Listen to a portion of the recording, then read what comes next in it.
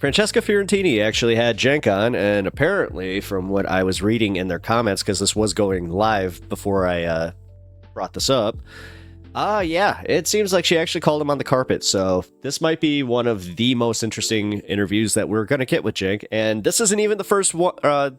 This isn't even the only one tonight. We have another one where BTC tried to grill him too. So this is going to be a Elon and Cenk heavy program. Yeah, two of the most likable people on the planet. Ooh, boy. Well, let's just go right into it. Political system. Cenk also was a congressional candidate in 2020. He ran for president in 2024 as a protest candidate against Joe Biden. And lately, since Donald Trump has been reelected president, Cenk Uygur has been going on a number of shows, but particularly right-wing leaning shows. Patrick Bet-David, Tim Pool. His latest appearance was at the Turning Points conference with, of course, Charlie Kirk. And he has thoughts on why he's doing that, and I have thoughts on what he is doing. And so I wanted to hear them out and also express my feelings. But hell yeah. I'm excited for this. For as much as we can squeeze into this blessed hour. Welcome for the first time to the Bituation Room. Yeah. Oh, thanks for having me on, Franny. Appreciate it. And thanks for the intro. Yeah, man. I gotta say, it's not an understatement to say that I've lost sleep over what's been going on. That I've been really upset, angry, and wounded, if that makes sense to you. I have also refrained from tweeting at you, Cenk. I've refrained from doing videos about you without your presence. This is already starting. Oh, I'm uncomfortable. Because this is, oh my God, she's doing it. She's actually, this could be the burnt bridge. Oh man. From misrepresenting you. The but Bituation, man, on the inside, she definitely nailed it with the name of the podcast, the Bituation Room. So I do want to ask you, I feel like we are in the precipice of a really perilous time of true authoritarianism coming to the United States. And someone like you, who has been such a leader on the progressive left, has such a massive role to play in this moment as a stalwart of resistance, as so many of these centrists are kowtowing to the right. And then I see you on the same stages with, and in the same rooms with, the right-wingers who are mouthpieces of said authoritarianism. And I don't believe that you are actually pushing back instead. And I think there's a project here. You're trying to find points of agreement. So what are you doing, and why are you doing what you're doing? Yeah. So I appreciate that, that you're having me on as opposed to talking about me and raging, etc., without actually getting into the full conversation. So look, first, let me acknowledge, Franny, that I get why people are concerned. So you've seen this pattern. Lego man. So people think, oh, this is the beginning of the pattern. He totally does look like a Lego figure. How that ends, right? So you see Dave Rubin go talk to I'm so glad you said that. Once. You say, well, okay, he's defending our side or finding a point of agreement, whatever, right? But then next thing you know, he agrees with Tucker again and again and again and again. And then all of a sudden he's talking about how bad the left is and how, my favorite example about how the forest fires in California started because the fire departments allowed gay people to join. Right. Wild. Yeah, and so they just couldn't not Zoolander with the hose, guys. I mean, like the forest fires were just going on. They were taking pictures and just it's like for Insta. We've seen this movie many times, and me especially as a Muslim, because Israel always finds collaborators and to come out and go, oh, look at this Muslim guy. He says, yes, Squishmallow Dragon, this just started. Muslims are violent, and it is in their book, and it's all their fault. For us. Right? And one of those mouthpieces. So I understand, guys, that pattern exists, and so why people would be concerned the minute it seems like you're taking the first step there. But it is possible to not do that pattern, and we are not doing that pattern. And there's massive differences there, right? So they let go of all their positions. We've let go of none of our positions. And people think this is after the election. But apparently, as you know, I've been battling what I call the far left for years now. So I think that's a perfectly fine area of disagreement to have within a movement. I know that some people think, no, we're not allowed to disagree, and any disagreement is heresy, right? And that's a core thing that we'll probably discuss here today, right? That's one of the issues. And so now... Dude, he is snoring really loud. You guys actually might be able to hear that on the mic. In terms of, so why am I doing it? Or how did it come about? So how it came about is when I was doing that protest run against Biden, I went on all the shows I possibly could, left wing, right wing, etc. And on the right wing shows, I was expecting what I always get from right wing, which is the Republicans are right and you guys are all evil and no points of agreement, just a bunch of robots, right?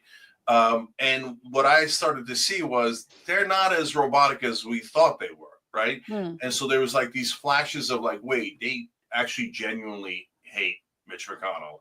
That's interesting. I know why. I know it's because Trump said he was bad, right? But at the same time, there's a second reason. And I know that a lot of people on the left don't believe it, but I'm here to tell you that I've seen it with my own eyes. There are actual populists in those right-wing hills, and they don't like the establishment. They hate the establishment. Now, they don't have the same opinions with us on social issues, cultural issues, etc. And then they genuinely hate war. Now, if Trump declares war on Panama... That's not true. That's not true at all. Dude, I hate how charitable he is to the right-wing populist movement where he says stuff like that, where that's total BS. These were the first people to get behind the idea of invading Iraq. These were the first people that were talking about how you need to stand for the troops. It's important that you stand for the troops. They sacrificed themselves for you, buddy. That kind of crap. No. These people are actually kind of pro-war, and they just don't want to say it. They all go along, then I was wrong. Okay? So we'll get to that too. Actually, I'll even be a little more charitable. They're pro-war as long as their kids aren't in it. So more and more. And Charlie Kirk came on in the RNC, and this is the one that really threw me for a loop, and I couldn't believe it. He started talking about how bad BlackRock was and how private equity is buying up all the homes in America. And I'm like, that's what we think. That's what we say, right? And I couldn't believe that Charlie Kirk, of all people, was coming in our direction on that issue. And so I think their funding might have changed, to be honest. And so the right is not the monolith that we thought they are. And right now, since they've gotten past their robotic establishment, they're in a state of kind of chaos, a chaos that's not so bad, in my opinion. And you're seeing it today, like MAGA attacking Elon Musk and Vivek Ramaswamy. If they were a monolith and they were robots and they were a cult, that would never happen. Now, I happen to agree with Elon and Vivek on that issue. I was going to ask you, actually. Yeah, but first of all, hey, there I am agreeing with Elon and Vivek. Why? Because they agree with us on H-1B So this is about HB1 visas and allowing high-skilled professional immigrant workers who work in tech to be allowed in. The MAGA base says that that's obviously immigration and they want to cut down on that. But Elon and Vivek, again, they're literally trying to do but these are the good ones. Well, millionaire and these are the ones that we all vouch for. The richest man on earth want that. He sucks so bad. Does that not fly in the face of some of what you've been saying about the base and how the base is actually great and the base has great populist ideas? One of those populist ideas, Cenk, is mass deportations, is stopping any migration, is getting people out of this country. Yeah. So it really looks like Donkey Kong. It's a great question. And so that's why what's happening today is actually so interesting. Because number one, are we allowed to agree with anyone on the other side? Elon said terrible things. He backed that crazy radical right-wing party in Germany, etc. Right? But that doesn't mean he's wrong about these visas. We've had that position on visas our whole lives, right? We agree with, or he has now come to agree with us. Same with Vivek. Now, but what's interesting is so now MAGA, the populist base of MAGA, rebels against Elon. So number one, that shows that that my thesis that they will rebel against their leaders is true. Okay. Now, do I agree with them on this rebellion? I don't. But remember, just because they're populists doesn't mean they agree with us on everything. On social and cultural issues, We have massive disagreements, massive. I'm looking Sure. for the agreements on the economically populist stuff. So on this one, they're anti-immigration. And so again, it's not a model. Hey, I got a split. Wife pod came home. Time to get big. Hey, you know what? Have fun, buddy. I appreciate you popping in. I'll see you later. It's a little bit I'm probably gonna play a little of your music later. more complicated, but overall, the massive MAGA is anti-immigration, and I obviously don't agree with them on that. I'm an immigrant, and I'm first generation. Okay. I wasn't even born. I'll be right back, guys. So I gotta go grab my iPod or my this crazy thing that one of them came out with denationalizing people. That's just nuts, right? So, and I say that to their face in all the shows that I go on. I go, look, I don't agree with this. I don't agree with that. I think you're nuts on this, right? But now we do agree on some things: anti-war, anti-corruption, etc. Even if they, I know, guys, I know Trump is massively corrupt, and they've been misdirected.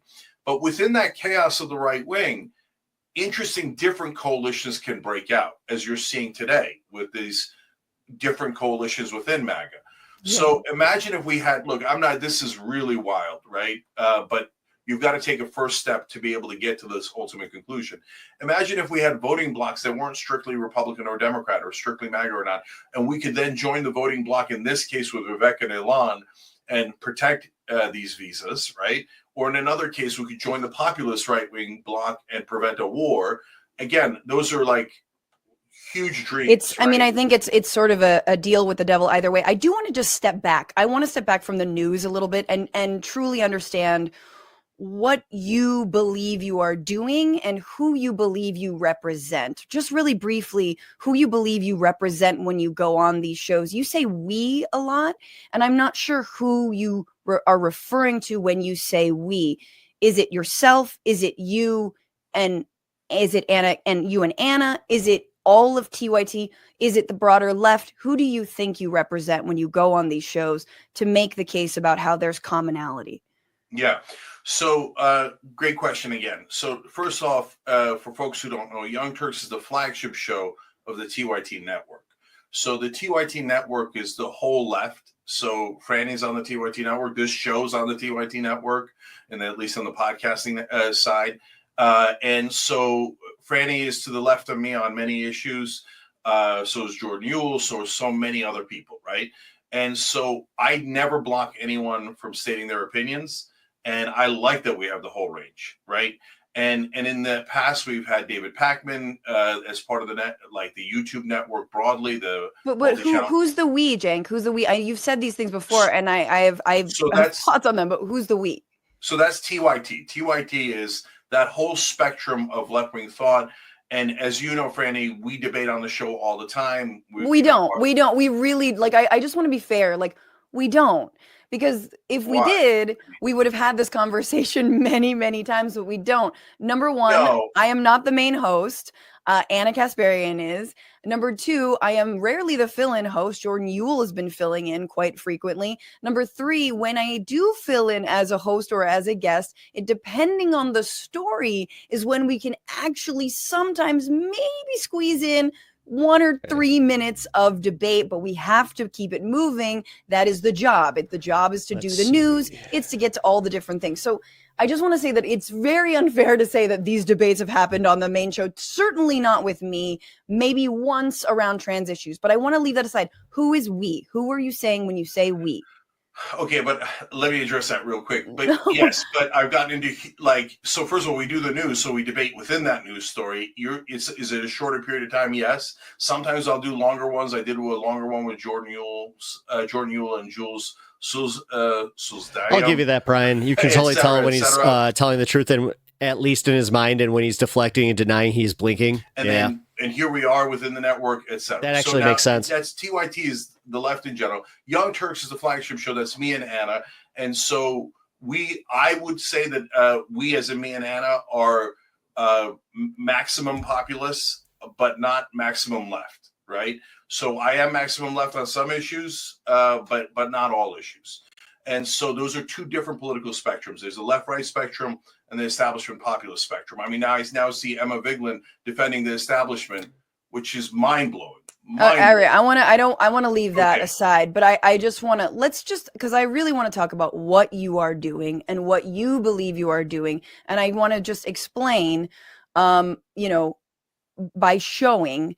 Sorry, Kirk, I might have missed your comment. And I want to ask you what you think the goal is of what you are doing. But here was a moment where you were on TPUSA's on Turning Point USA's conference, and Charlie Kirk, who is a Christian nationalist, he's an avowed Christian nationalist. TPUSA has had wildly racist and white supremacists associated with them, including inviting people like Nick Fuentes to speak. No matter what you think of his thoughts on BlackRock, here is him asking you about left media. And I got to say, Cenk, this one sucked real hard for me. And you also, I think, have been using these opportunities to talk a lot about the left to the right. I think the left has some work to do in developing over-the-top media to be able to bypass the main networks. Yeah, so we have TYT as a giant network, but we have a lot of great progressive and populist shows that are not part of TYT that's in the left-wing ecosystem. I just want to stop and say I'm excited to hear which ones you like, given that you just sort of insulted Emma Vigeland just now. I'm curious which ones you actually do still support that aren't your own, but I'm going to keep going, Cenk. Hang on. So I don't think that that's the issue. I don't think that there isn't enough shows. I think that there's a couple of guys. One, this is getting really good. On the right, I'm not sure if you understand what she just did there, but she just lit the match. You guys do a great job of coalescing. Okay, so you do a couple of things well. You work together well, and you're more welcoming, if I'm being honest. We're glad Cenk's here, right, everybody? And a lot of people on the left know this as well. If you agree with MAGA 5%, the answer you get is welcome, right? Come join us, right? On the left, if you disagree 5%, they go, get out of here, you're a right-winger, you're a fascist, right? But if you push enough people out and you guys welcome enough people in, eventually you win the popular vote. That's what I warned them about, and that's what happened, right? Come on. Okay, so there you are, and yeah, love it. Stick with 100% of what I just said there. I'm 100% right about that. So let's discuss. Yeah, let's discuss. You had your say there, and you've been saying various degrees of that same thing. And I gotta say, like, I watched this whole, I watched the whole clip, and it started off, and I was like, this is pretty good. This is good. Like, pretty good interview. I like that you're sitting down. It wasn't bad. This moment, like, truly a part of me died when I watched this. Wow, I can't believe that. Yeah. Oh, super. Just like shriveled up and died, floated away into the ocean. Here's what happens. Couple things. He asks you about left-wing media and why there isn't more left-wing media. Which already, as you are there, in the sort of kingdom of turning points, is like, that's such a dig. Like, why are you guys so weak is effectively what he's saying. Mm-hmm. And instead of pointing out the way that TPUSA has been bankrolled by Republican mega donors out of Chicago and many other places for years now, and talking about how the Daily Wire was funded by the Fracking brothers, the Wilkes brothers. Now they're fishing for new, investors, whatnot, but that there is so much money on the right. He handed this answer to you on a fucking platter, and all you said was, you know what? You guys are really good at being welcoming. People just like you. Cenk, they've got all the money. I didn't say people just what like are you me. talking about? That's effectively what you're good at coalescing. And here's my question to you about the... I hate when people do that, where it's like they paraphrase something, and it's like, I didn't say that. Like, even when I'm getting in a fight, like, personally, when people do that, it makes me just like, you said it. You said it. You didn't say those exact words. And now, apparently, I'm sorry that I need to just have... I'm going to go get my old talk boy out and just have that every time that I have a conversation. Or just, bust out the... So that's just number one on the media, because that just stings, because I'm in media. But on the 5%... Like, I'm sure all of you guys have had a moment like that where you've been in a fight with somebody and they tried to gaslight you like that, and you're just like, stop it. Stop it, because you're telling me that I don't remember things the way that I obviously remember it, considering it just happened fucking 4 seconds ago. If you disagree with MAGA 5%, they still welcome you. How did that work out for Liz Cheney?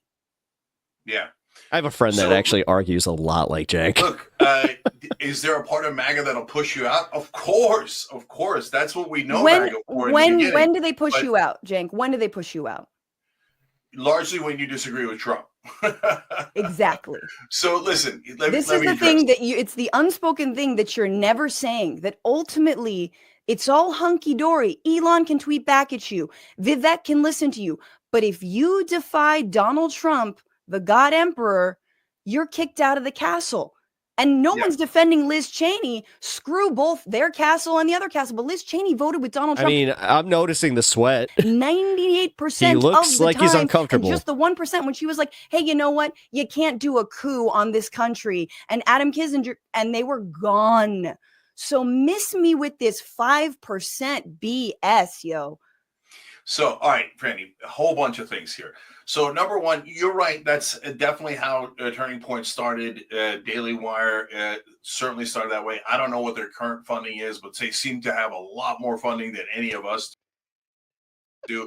So Cenk looks like he smells like licorice. You're right, and I have said that in the past, and I probably should have put that in there. I don't even get that, but that's hilarious. And I will mention that, and that'll really grate on their nerves. But I've got no problems telling their audience, and I tell them all the time, no, you guys have way more money, and they're always shocked by that. And I'm like, because they're swimming in money and don't realize how much we're starving out here on the left. Right. Sure. So, and I talked on Tim Pool's show about that, etc. Now, when it comes to the 5%, 95%, yeah, I hear you. So it's when you disagree with Trump, especially in the past, especially in the first term, etc., you're a goner, right? But they are pushing back even on Trump now. So, and again, on things that we don't agree with, but on COVID, for example, they thought that Trump did too much COVID protections, etc. And there was Operation Warp Speed. That was on me until oops. What do you mean you didn't want it? It wasn't me. They kind of forced my hand. This is really encouraging. When I talk about Team Miriam, Marco Rubio, Elise Stefanik, Mike Huckabee, and Mike Walls. So those are the four that put in by the neocons put in by Miriam Adelson. In the old days, what I would have gotten, Franny, is no way, they're the greatest. They're not neocons. You're a liar. Trump picked them. Trump's the best. Now what I'm getting from the right-wing host, which is amazing, and let alone the base, they're all saying, yeah, I hear you. We got concerns about them. We got concerns. Okay. So that's the thing I never heard before. So that is a change. Now, in terms of the concept that I'm referring to, the 5%, 95%, but Franny, we're in the middle of that right now. This is the perfect example.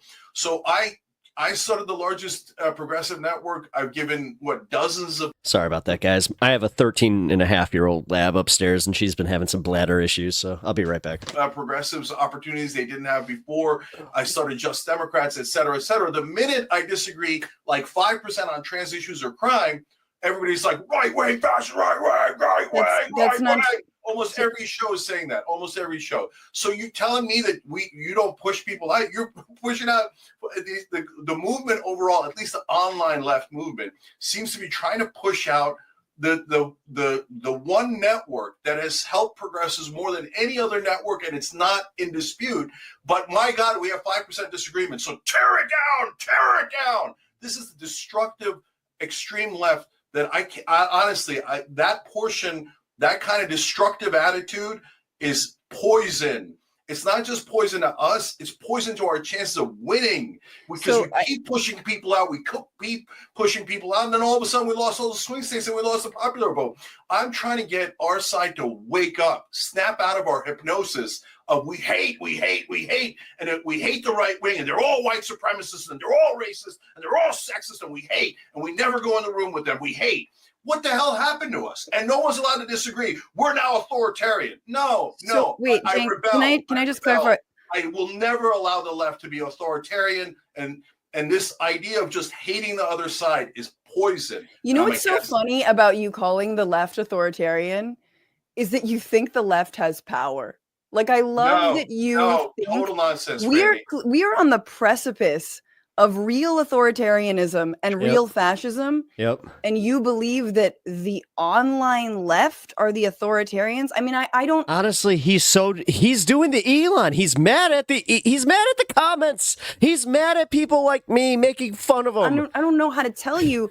You sound like Bill such an Maher and excuse, Nancy Franny. Pelosi had a kid, Yeah. and it came out Cenk Uygur. And let me just ask you though. Let me just ask you. So what shows on the left do you like that aren't on the TYT network? Yeah, so I said, look, there's a lot of good popular shows on the left that I like, and it's because there are. So Breaking Point's a good show. Kyle Kalinski's Secular Talk is a good show. He was against me going on MAGA. I haven't seen his video, but Kyle's been against us a couple of times.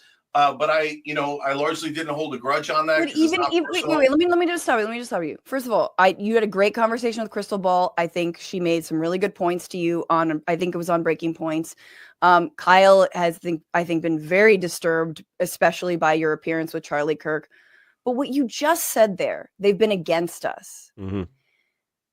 I really want to just dig into this idea that, because you're a fighter, man. That's cool. That's great. But like, you really do have a very I almost want to call it Bush-like, Cheney-like, you're with us or against us attitude. 100% He wrong. does. Like you just literally, I love that you're giving my point. But No, when I'm not. I That's say really this, my point. you Okay, truly, so let me explain. you sound like people are either against you, Mm-hmm. but if they criticize you, they are not. And yet, here you are, Cenk, telling the entire right wing that all you want to do is break bread with them, that you want to debate with them, but afterward you want to go have a beer. Yes, I do. You want to have a beer with people who want to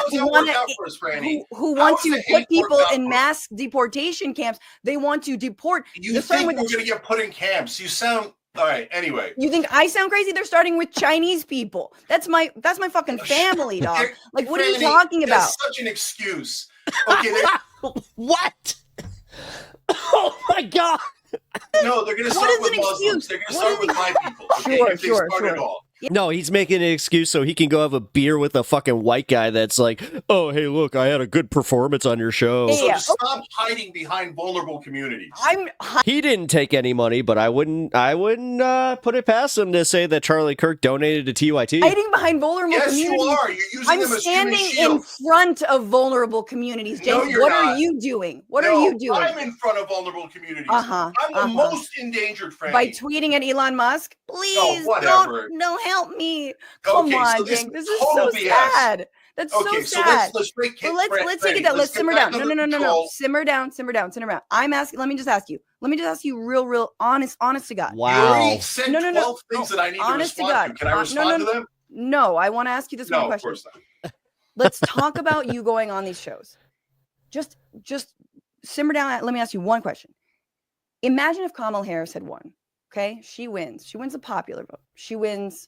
Yeah, she's definitely leaving next. The Electoral College. Squishmallow Dragon, I'd actually dare to say that her contract was up at the end of this year, and this is the reason that they're doing this. Incredible, first female president, blah, blah, blah, all this stuff. And Tucker Carlson started making all these rounds on really progressive leftist shows, went on Kyle's show, went on my show. I'm like, who the hell? Started reaching out and wanting to talk and wanting to come to agreement on things. What would that look like to you? Yeah, it would look like Tucker was trying to reach out. Tucker's a bad example because I would be surprised if he did that. But okay, yeah, no problem. What would it look like to you? I wouldn't. I don't. I think that Tucker would be selling. I think he smells what she stepped in. Selling out? No, there's no chance. No. Well, I'm not. It's not about selling out. What would that like? What would it just seem like? Hey, man, we can agree. Yeah, you know what? I did say that Kamala Harris was a DEI hire and she's basically a communist, but now I just feel like I've antagonized you and I'm here to break bread and let's talk and let's get stuff done. What would that look like to you? It would look surprising, but I wouldn't care. I'd find it interesting. Why? What does it look like to you? I mean, to me, if Tucker Carlson did that, I'd be like, oh, we fucking won. we won like crazy. Mhm. We won so The fact that he couldn't even see it that way. resoundingly. Yeah, she's he's got a doing great an point there. apology tour because Yup. 3 ghosts Yup. visited him in the middle of the night, and he's completely changed his tune because he wants to throw down with the winners. We are crushing it. And I saw in that moment, you want me to play it for you? You're wrong. When Charlie Kirk goes, "We're glad Cenk's here, everybody." And that was the feeling that I think a lot of right wingers have when they look at you, Cenk, where they're like, They do. "Damn, yo, They do. we Read the crushed comments. so hard. It's Even this guy is turning now." Yeah, except I'm not turning. I've said it 2,000 times. I'm just saying what it would look like. I'm just saying what it would look. You keep saying it like it's true when it isn't remotely true. But okay, let me address it. So, okay, number one. So it's not true, even though it's objectively like true to us because we see Matt it. Gaetz has reached out to us, Tucker Carlson, to come on our shows, and so it's your exact analogy. Okay, Patrick Bet-David, et cetera, and they won. They're still trying to come on the Young Turks. Why? Because they're trying to have a conversation, not because they want to do an apology tour. They think they are ascendant, but nevertheless, they want to talk to the left. But you had to make it's because they think that your version of the left says, "No way, we never talk to the other side." But we're not authoritarian. Jake, that's not true. We're not authoritarian. You're not allowed to disagree 1%, but we're not authoritarian. We have no power, so we're not authoritarian. So that's not how it works, Franny. And the establishment Democrats are also authoritarian. So what do they say? You must agree with Kamala Harris, otherwise that's it. You're a heretic and you'll be driven out from the party. You know that. The establishment Democrats have done that to us for the last 20 years. Don't tell me that there's no power on the left. There's tons of power on the left. And when the swarm comes, the left-wing swarm, you'd like to be called a woman. You're racist, fascist, transphobe. What? I'm not authoritarian. No, that is an authoritarian mindset. Just you don't have to have power to have an authoritarian mindset. And there's different versions of power. There's the shunning power. There's social media power. There's mainstream media power. There's political power. There's all sorts of different power. So look, guys, the left. First of all, there's also just money and actual power. It gets back to the we. So you ask me politically, who do I represent? I represent the great majority of left-wing voters. The great majority of left-wing voters are not pro-establishment. They get tricked by mainstream media into voting in that direction. It drives me absolutely nuts. But when you ask them about policies, they agree with us completely on policies, right? And the great majority of left-wing voters are not far left. They think a woman should be called a woman. And I'm not saying that in some dismissive way. I'm in favor of trans rights. Again, the fact that you're doing these small scale things, though, where you see these stories, you hyperfixate on them like Anna did, where I can tell you right now, this is not a thing. This is not a thing. And I hang out with a pretty large, in comparison to most Americans, I have, 2 or 3 trans friends that I can tell you right now, this is not what they're doing. They're not going around calling my wife a birthing person. And if you want to be called a birthing person, we love it. We got no problem with it. You be called a birthing person. But when you say no, we call everyone a birthing person. America hates it. Left-wing voters hate it. When I just want to say there's no crime, left-wing voters hate it. So I'm standing up for the overwhelming majority of Democratic voters and left-wing voters. I hear what you're saying. I hear what you're saying. Authoritarian sides of the left saying you're not allowed to disagree with the establishment. You're not allowed to disagree with the extreme left. I am allowed. I am allowed. And, hang on. Wait, please.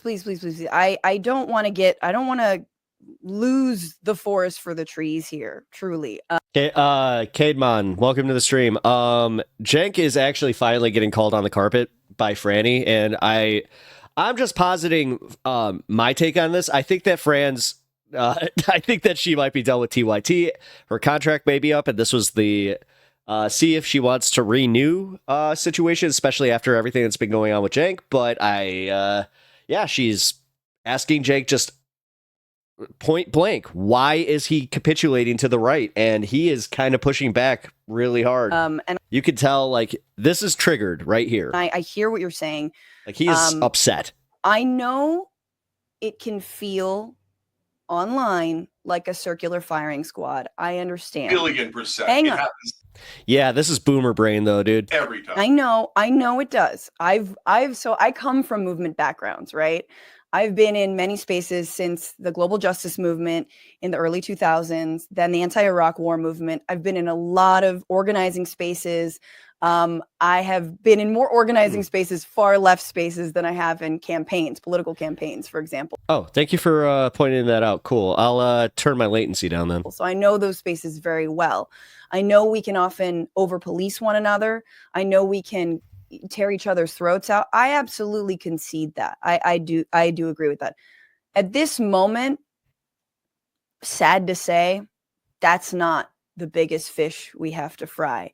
In fact, we're in, again, a moment just before Project 2025 will be implemented, and people like myself, people who are on the streets demonstrating for Palestine, will be recommended for deportation, among many other things. But of course, I guess I'm maybe I'm using that as a shield. I don't know, according to you. But I did want to ask Cenk before this. I want to ask you about who the establishment is in your mind.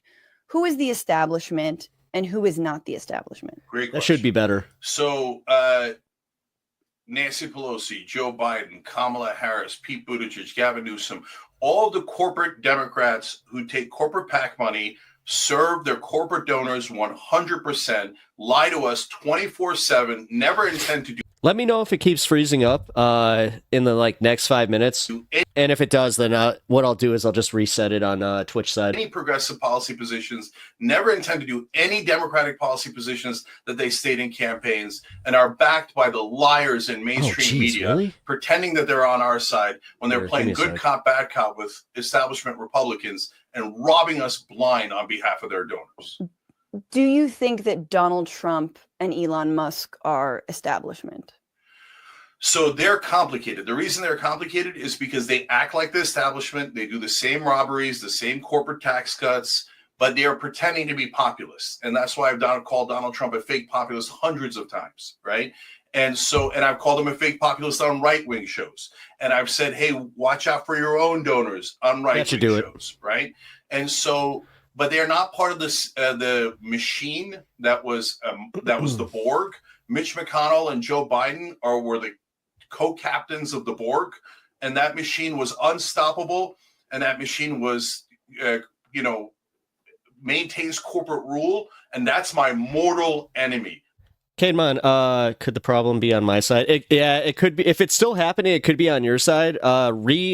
Just restart Twitch. That Borg. But yeah, if it keeps happening after that, please let me know, because I've been having problems with both YouTube and Twitch today. I have no idea what the hell is going on. I've just been resetting my frame rate, and it's been helping the problem on YouTube. So if it doesn't help on Twitch, please let me know. Is the one we should all be fighting against. So do you think it's less bad that one person donates $277 million to a candidate versus 5 people donating $277 million to a candidate? Elon Musk gave $277 million to Donald Trump and is now, again, worth $400 billion. Is that somehow less establishment in your mind? So there's two parts of it, Franny.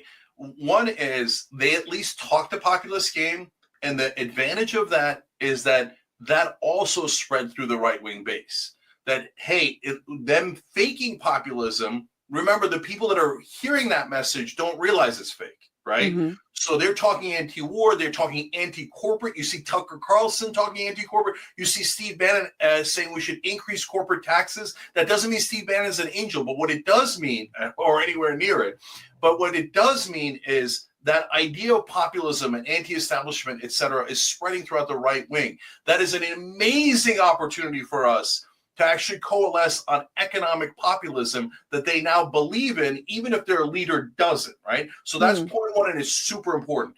Point two is, in some ways, that individual corruption is worse, and in some ways it's better. So how's it worse? So Miriam Adelson gives, $137 million to Trump, and Sheldon Adelson had given him $200 million in previous campaigns. So he delivers foreign policy to the Adelson family, right? Right.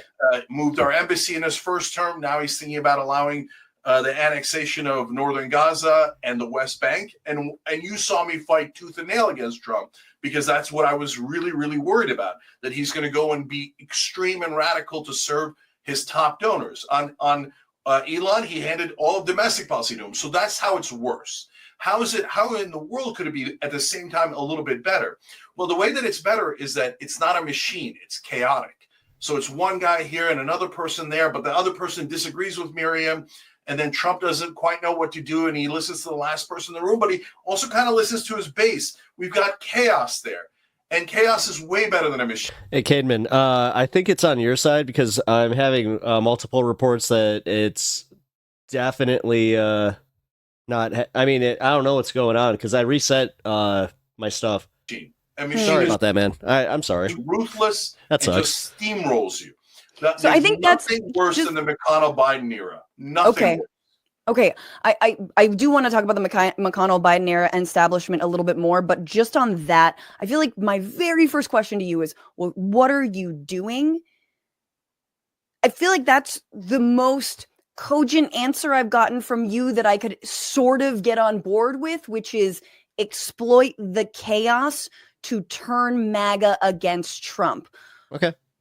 Even if you wanted to do that, I'm not sure you're achieving it through the kinds of interviews that you're doing and the way that you're playing to the right, especially when you go on those stages and hit the left more than you do the right. But I just want to leave that there. I accept the hey, let's, plant the booby traps so that we can make them fall into them later, that kind of thing. That makes the most sense to me, even if I sort of strategically disagree with it. I want to talk about the establishment, though, and Mitch McConnell. So, for example, Mitch McConnell, who I am no fan on, obviously, believes that there should not be recess appointments for the Trump administration.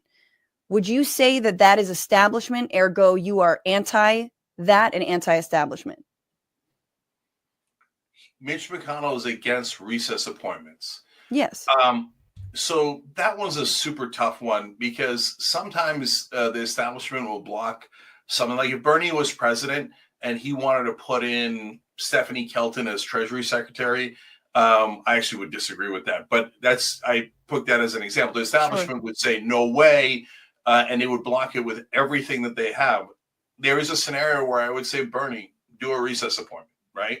And so on the other hand, if Bernie came in and said, I don't care about advice and consent of the Senate, I'm just going to do everyone as a recess appointment, I would say, no, don't do that. Don't do that. That's not a good idea. Why? So because it's anti-democratic. Was that? Yeah. The core of sure. So, Franny, the core of the question is, when we talk about the system, what do we mean by the system? Because there's two different systems that people refer to, and then they conflate them.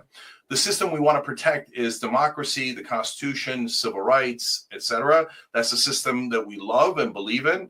The system we do not want to protect and we want to fight against is donor money, establishment, protecting the status quo, protecting corporate rule. So separate those two things out, because one, the permanent system of the Constitution and democracy is great. The current system of corruption and establishment rule is horrible. Yeah. Do you understand that the right actually just conflates those two things? I think the left often conflates those two things too. Well, okay, so you would be in favor of Donald Trump doing recess appointments, or you wouldn't in this case? So if he's doing blanket recess appointments, I'm against it. I always think shoe on the other foot. That's why I brought up Bernie Sanders. In order to be fair, hey, how would I feel if it was the other way around? If he does one or two, I understand it as a matter of philosophy. Okay. But if he does a recess appointment, I'm very likely to be against that particular person, like a Kash Patel or Pete Hegseth. He's going to do recess appointments on the most radical culture warrior stuff that I hate. I hate when the right does culture war stuff. I don't love it when the left does it, but I certainly hate it when the right does it. And so I'm worried about his recess appointments because of the people, the specific people that he's likely to do them with. One of those things also in terms of this establishment and anti-establishment sort of framework that you're using is also Project 2025 and Russell Vought, who he just appointed to be the head of the Office of Management and Budget. Russell Vought would like to fire federal workers, replace them with loyalists. He also wants to use the military to target political dissidents. This is all obviously in Project 2025 that he helped to author. Is that establishment or anti-establishment? Isn't there? There's nothing greater. There's nothing more anti-establishment than It's firing almost a more bunch dangerous of for federal Cenk to have that opinion of it's not gonna happen. It's not gonna happen. workers. Do you believe that that's Come a on, man. populist thing to do? No, it's fake populism. And so it's so alluring to the MAGA base because they feel like, oh, we're fighting against the government, right? But what I'm trying to get them to understand is, like, you guys, they think that the government is a blanket bad thing. And so the story I often tell on these shows is the one that Matt Stoller does, great progressive, done great anti-monopoly work in the Senate, et cetera, which is, hey, what kind of, what size pipe should I get? And people always ask, and that's why Matt does it this way. Well, what job are you doing? It depends. And that's exactly the point that I make to these right wingers. Do we want big government or little government? Well, it depends, right? Are we invading Iraq? Then I want smaller government, right? Are we going to invade doctors' offices and get between a woman and a doctor? Then I want smaller government, right? But if we're going to protect the average American from the bankers, then I want a little bit larger government. I don't want to defund the police on Wall Street, right? So maybe it's not as simple as just having the buzz line of just, well, I want less government, I want more. Yeah, you're kind of doing the thing where you're exposing just how this works, where it's like you can't just go and say, yeah, less government. That's what I believe in. That's what I stand for, 100%. And then when you're actually faced with it, just go, maybe I don't agree with all of it. I explained that, hey, maybe the FDA is a good thing because, not having cross-contamination in my food is a good thing. But and not just trusting the word of the butcher. If you fire people that are at the IRS, guess who's it's going to help the most? The very rich who cheat on their taxes. But they all want to audit the Pentagon, which the IRS doesn't do. But it's very interesting that, you got everyone to cheer auditing the Pentagon. But of course, the idea of auditing billionaires, the Republicans are absolutely against that because they've been trying to defund the IRS. Exactly. Right. And remember, again, there's different layers of right wing now. There's their leaders who are almost, uniformly full of crap. Then there's a middle bureaucracy, and then there's the voters. Oh, weird. But he can't apply that to the left wing. And the voters, and Franny, you don't have to trust me on this because those MAGA guys, they will tell you exactly what they think. They're not holding anything back. They have no need to lie to you. Yeah, they've been telling us for many, many years. Yeah. So they're also not lying when they say they're anti-war, anti-corruption. They might have been misdirected, but they're not lying. So what I'm trying to get them to see is firing the federal workers is not the answer. Yeah. Cutting the Pentagon is part of the answer. Yeah. And so when they say yes to cutting the Pentagon, they're not lying. The MAGA voters actually want to cut the Pentagon. What do you think? Do it is a completely different question. Yeah, but they're getting duped. They're getting duped, though. Come on. I understand what you're saying. No, you're being way too charitable. But in my mind, when you have people who actually agree, you're not tricking them. You're just getting them to see, guys, you wanted to cut the Pentagon, but look, your leaders didn't cut the Pentagon. So do you see how they led you astray? Right? I'm actually getting them. Cenk, but that's assuming that they would even listen to you for a half second to go, oh, you know what? Maybe I will vote for the progressive guy. I'm just showing them that their leaders are not doing the things that they promised. On the other hand, sometimes Trump responds to his base. So if that base gets angry enough and says, hey, let's cut the Pentagon, maybe Trump does cut the Pentagon, where Biden never would, McConnell never would. In the Biden-McConnell era, the Pentagon's only going to get increased forever and ever and ever. Corruption is always going to increase forever and ever and ever. I mean, wait, just on this. The advantage for us is that he likes to be popular. He just doesn't know how.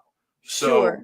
So I just really want to, just drill down on a couple of those things. And then there's a lot to talk about, and I don't want to take too much of your time, but just on this new MAGA, old MAGA thing.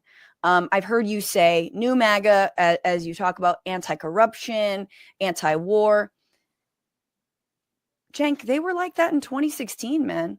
I mean, let's be honest. The reason Donald Trump just destroyed the Republican primary was absolutely being an outsider, right? And sort of purported seemingly anti-establishment, even though, he's a billionaire, part of the elite. But it really was around being against the Iraq war. Now, for his His reasoning was we should have taken all the oil, F those, whatever, like enter expletive, right? Which I think gets to another point. But he was also, remember, in terms of the corruption stuff, they wanted to get rid of what was it? They wanted term limits. They had term limits and were suggesting them early on. So the actual the outgrowth of an entire country tired of 8 years of Bush and endless war, and also that was, suffering from the 2008 financial collapse and didn't have any faith in the banks and these financial institutions and all the politicians that protect them that was already in the ether, right? And you had a Bernie Sanders and you had Donald Trump. And of course, the actual establishment, that the centrists that I hate as well, were trying to say Bernie is exactly like Donald Trump. Look at him. He's using the same. No. They were very different. And that's why I wanted to talk to you about the differences between right-wing populism and left-wing populism. I think there is a difference, and there's a very important difference. That difference is historical as well. Right-wing populism often feeds off of nativism, off of othering immigrants, religious minorities, blaming those people, and then we can have the socialism, right? That's why obviously in Hitler's Third Reich, you've got a National Socialist Party, right? This is Germany for the Germans. And there are people who are in Germany are the Germans and people who are not the Germans. That also in this country, although you scoff when I talk about Chinese Americans, there was the Chinese Exclusion Act, specifically dividing working class people in this country based on race, saying the Chinese are the reason you don't have anything. They're the ones taking all of our jobs, even though we know that the rich robber barons were absolutely taking advantage of them, just like we know that all the Trump donors who paid for their positions in this administration are also taking advantage of undocumented labor. So do you see a difference between right-wing populism and left-wing populism?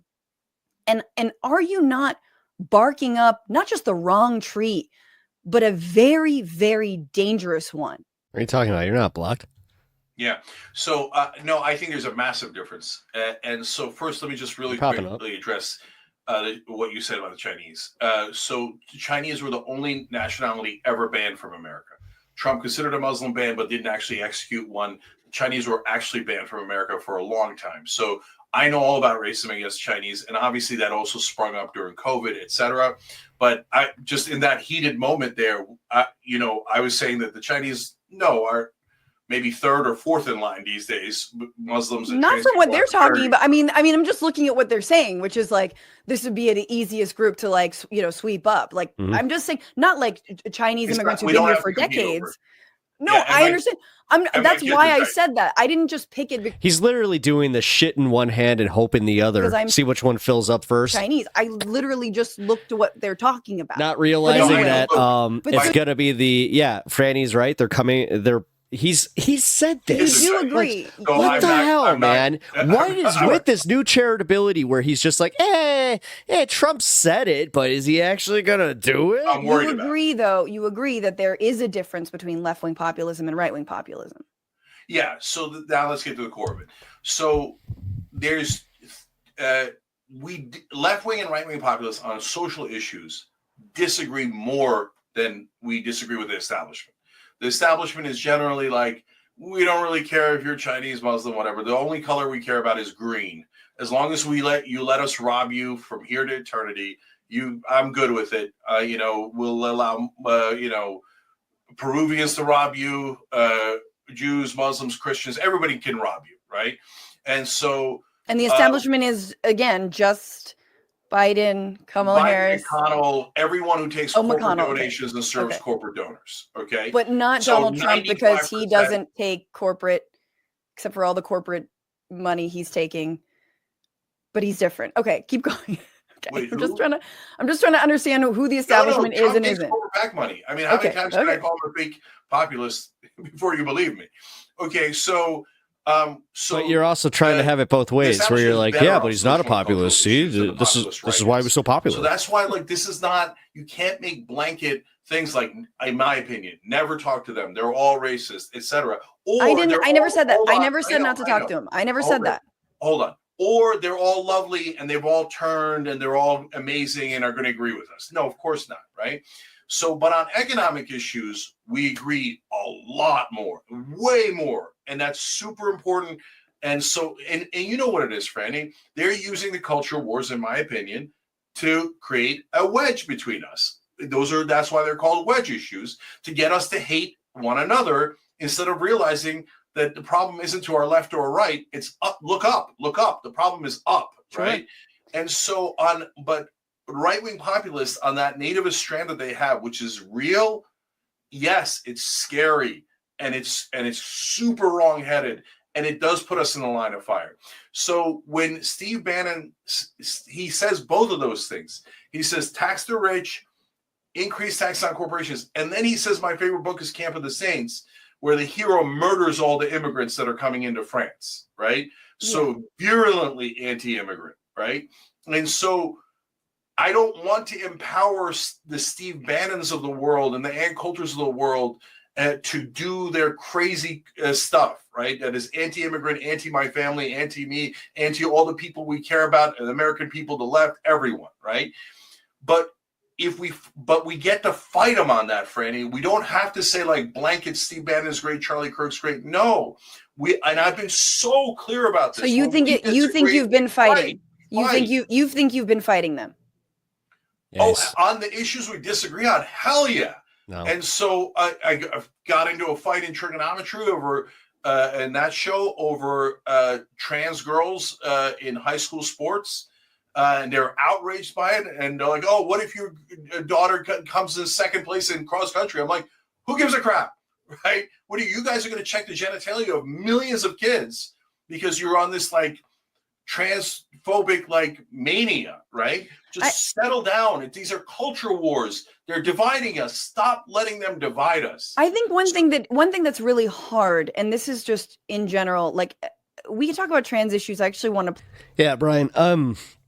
I'm just gonna let you know, dude. You're kind of spamming chat a little bit, so that's the reason I'm not even engaging. Play a clip from your turning points. Like, if you got something to say, like, obviously, but you're literally just every fleeting thought you have, you just keep putting in. This conference, so. But I do just think that one of the biggest issues for me that is not, it's not hypothetical. It's very real, which is the right to an abortion. And that is one thing that I think a lot of the so-called right-wing populists don't really give a shit about, especially not the mouthpieces of Donald Trump. They don't care that women are bleeding out from miscarriages and dying, going into septic shock. They don't care that they're being turned away from hospitals, that, their life or death is dependent on a bureaucracy right now.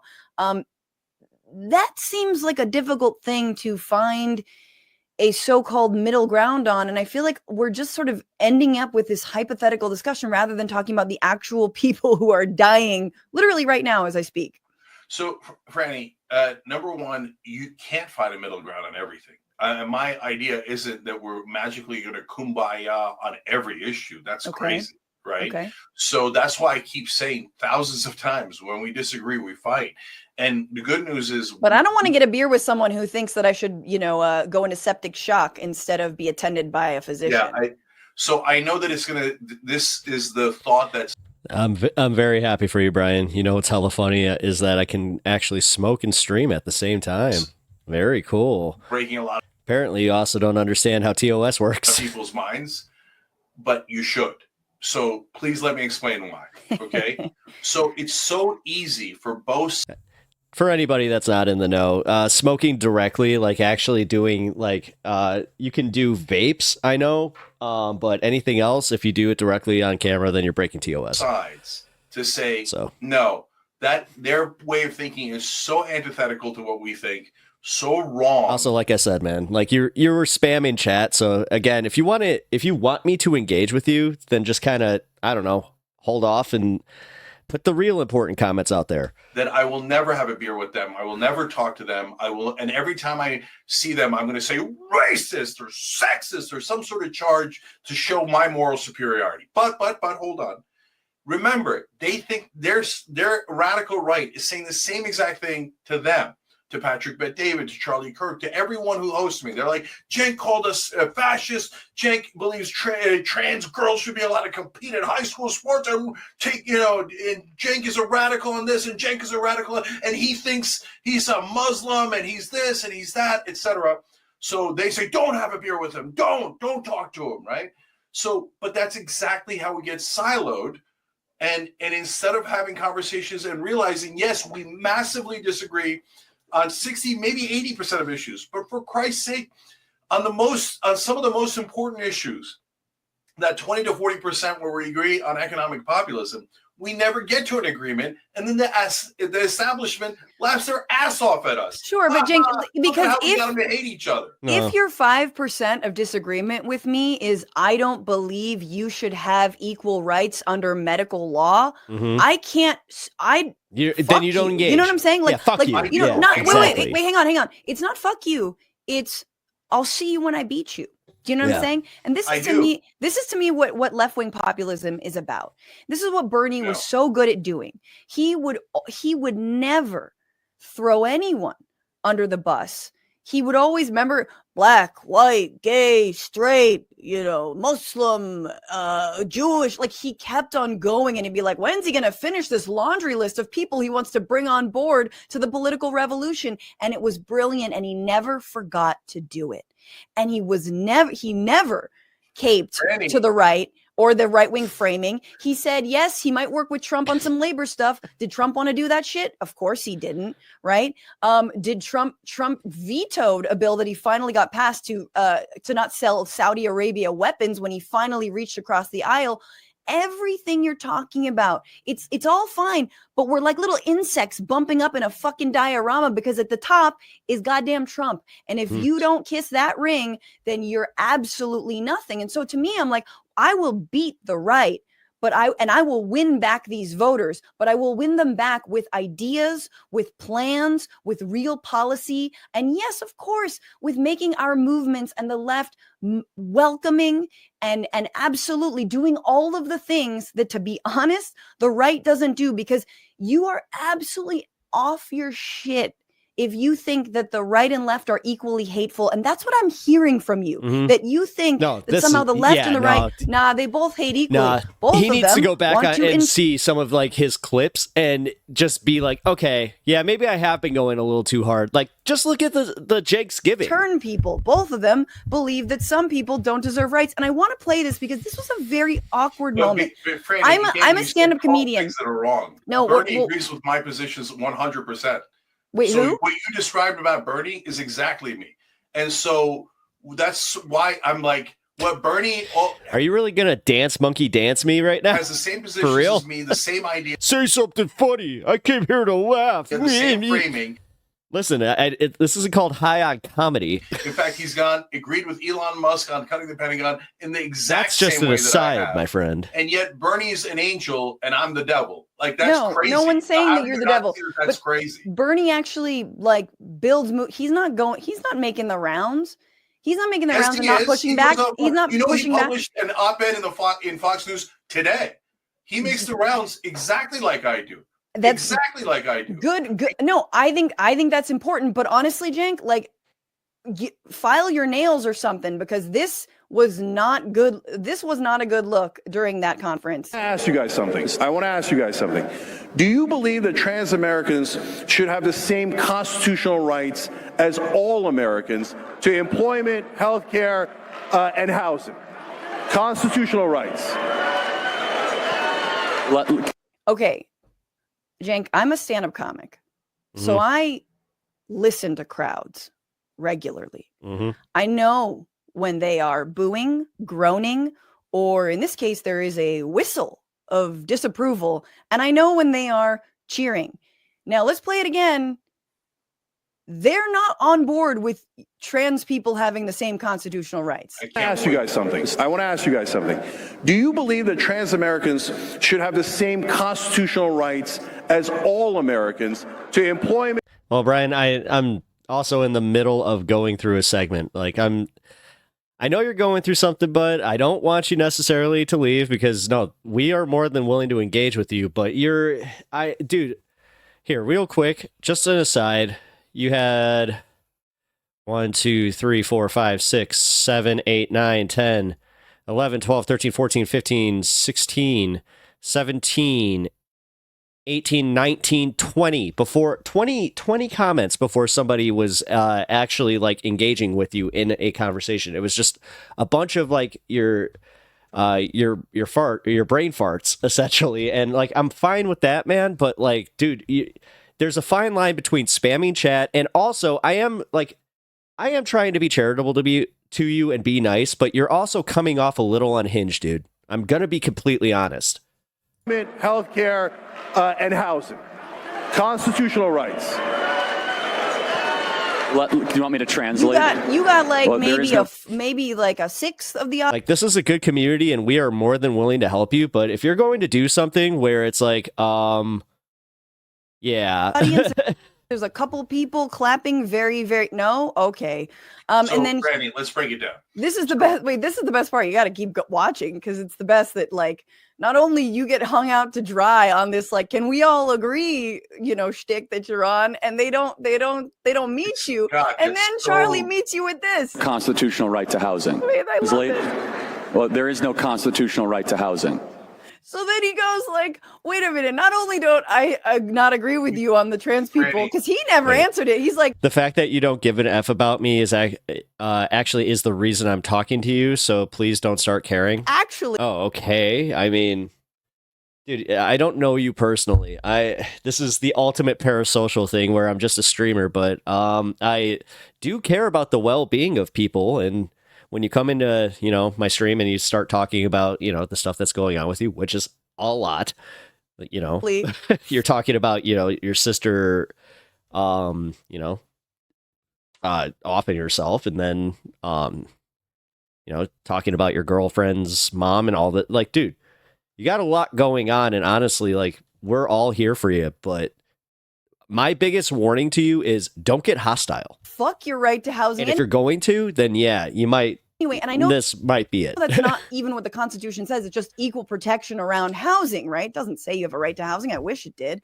But like, it's just amazing to me. Like, do you see? And you look at him and there's a moment you're just kind of like, there's just this moment and it's just like, what are we doing, Jake? Like, what's going Franny, on here? See, this is a great example.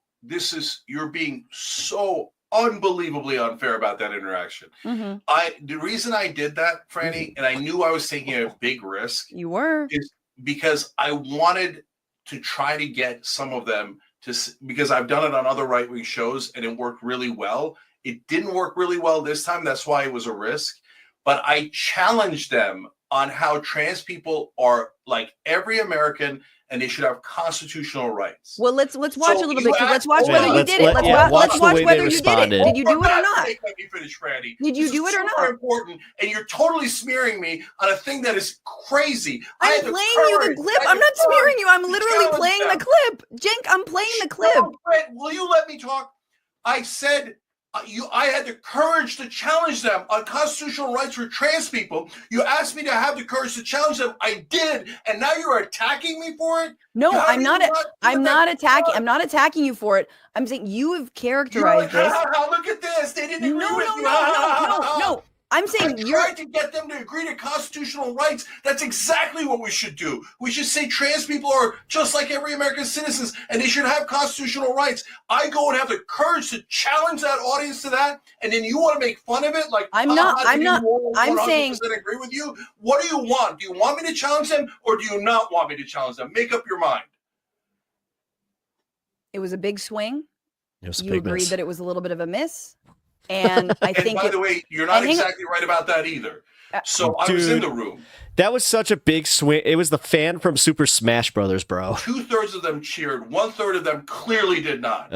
Sorry, my references aren't on tonight. I am a little bit fuzzy from some Benadryl. The people who were cheering were not mic'd properly. I understand. Look. It was a swing. It's good you asked, but I didn't think that you really had like a save for that, because I think you were like, you actually gave them credit for the few people that agreed. And meanwhile, Cenk, you have so much disdain for our side. If I say, hey, I believe trans people should play in sports, you have so much disdain. You get so mad. But here you are, and here is what you say. Constitutional right to housing. Okay, so I hear you. What I got out of that, guys. I'm just trying to be the interpreter. Yeah. No, there was a lot of applause and there was some consternation, right? I'll take it. It's a start. It's a start. So guys, when we can even disagree about what's constitutional, Second Amendment, housing, etc. But just let's treat everyone as Americans. And I say that to the right and I say it to the left. For sure. Okay, so you know When's the last time they heard that message? Never. Thank you for 20 bombs just to get one stupid joke in. That's usually how it goes there, guy. I guess thank you, but you have so much grace for people who really were groaning and not on board with what you said. When did I say I have grace for that? I mean, no, you said it right there. You said, hey, I'll take it. And it was like, this is what we got to do. There's the room said, yay, trans constitutional right. Dude, I'm not even kidding. I took a Benadryl. Dude, I'll be honest. I'm lucky I'm even here right now, okay? Like, I was not feeling great before stream, and honestly... Right. When's the last time 2/3 of AmFest... Why do you not... But I am listening to this. I'm not trying to, like, again, man, if you're gonna, like, again, monkey dance me, like, hey, I came here to laugh. I came here to engage. I came here for this. I came here for this. Well, guess what, Brian? I'm sorry. This isn't just for you. Why do you not extend the same grace to enjoy the show with everybody else? I'm really glad we're back to this, Franny, because this is important. And we mentioned in the beginning, and I wanted to come back to it. Mm-hmm. So having grace for the left, I run the network, and everybody gets... I swear to God, I thought he was going to say I run the left. To have their own opinion. Everybody gets to fight me. Everybody gets to state their own opinion without any editorial control. First of all, you do go ballistic on them like you went ballistic on me earlier. Yeah, you do get, and you you always say you're wrong. You're wrong. You're wrong. Yeah, you want me to do that? I can do it. You're wrong. You're an idiot. You're wrong. We can do it. No, we know the what thing you is, do. When oh you wow, disagree. that's a great point. It's not throw back his Jenkisms right back at him. It's not. I'll take it. Hold on. This is super important for the audience to know. But so we fight, right? When we disagree, I say you're wrong, you say I'm wrong. But is there any consequences afterwards? Do I then threaten your job? Do I take people off the air? I mean, I barely have a job with y'all, but look, first of all, we rarely ever, back to what I'm saying, Cenk, who's your main co-host? Anna, yeah, on the Young Turks. When but you say that there's like over 24 Young Turks contributors and hosts. I know. Ryan, that's also not what I'm saying, bro. Like, you can interact. And you can say what you want to say. I'm just saying there's a fine line between spam, dude. I understand that. So, okay, but we're cool here, man, all right? I'm trying to tell you that there is in fact, I didn't even want to single you out, but at the same time, we had people in chat just asking, like, are you okay? We said this privately. I'll say it publicly now. About a year ago, around the time of the trans stuff, and the trans sports stuff, you said to me, hey, Francesca, just so you know, and I don't think it's not a secret, but you didn't tell the audience. But it was like, hey, just, you know, like TYT main show is kind of like mainstream progressives. Like that's sort of what we want. No, dude, you're not being rude to me. You've said a few comments that came up, like, again, in the context of text, it did come off like you were getting, you know, for some reason perturbed or something at me. But at the same time, it's not that you're saying rude things. You're honestly just kind of saying a lot of random stuff. Want to be. And, you know, we're more mainstream, just so you know, we're like moderate progressives kind of thing. And I was like, okay. And then I said to you, if you got something to engage with about the clip, please do. But that's what kind of where I'm going at with this. Now it's kind of distracting from the stream, where now I have to be attentive to this. This is not as interesting, obviously, because, like, dude, I just lost like 10 viewers just addressing you. So I'm going to let you know, like, I'll address this after we're done with this. Okay. Why don't we have a debate? Like, why don't you bring John and I on? We debate, you and Anna. We could talk about trans issues. We could talk about, you know, crime. We could talk about all the things that always, you know, get under our skirts. Like, we could talk about that stuff. And that was like, you didn't seem that very excited about that. Franny, that is a crazy standard. So first of all, Standard. No, I'm just being honest. Like, hold just to on. say, like, we've Franny, never can I had that just space. answer? Can I answer? Okay. Are you mad someone's talking too much? Is Cenk Uygur mad someone else is talking too much? So when do I get animated? When people cut me off. That's what drives me crazy. Okay. So now the thing that you just said that was our private conversation. I literally said at the very beginning of this broadcast. Okay.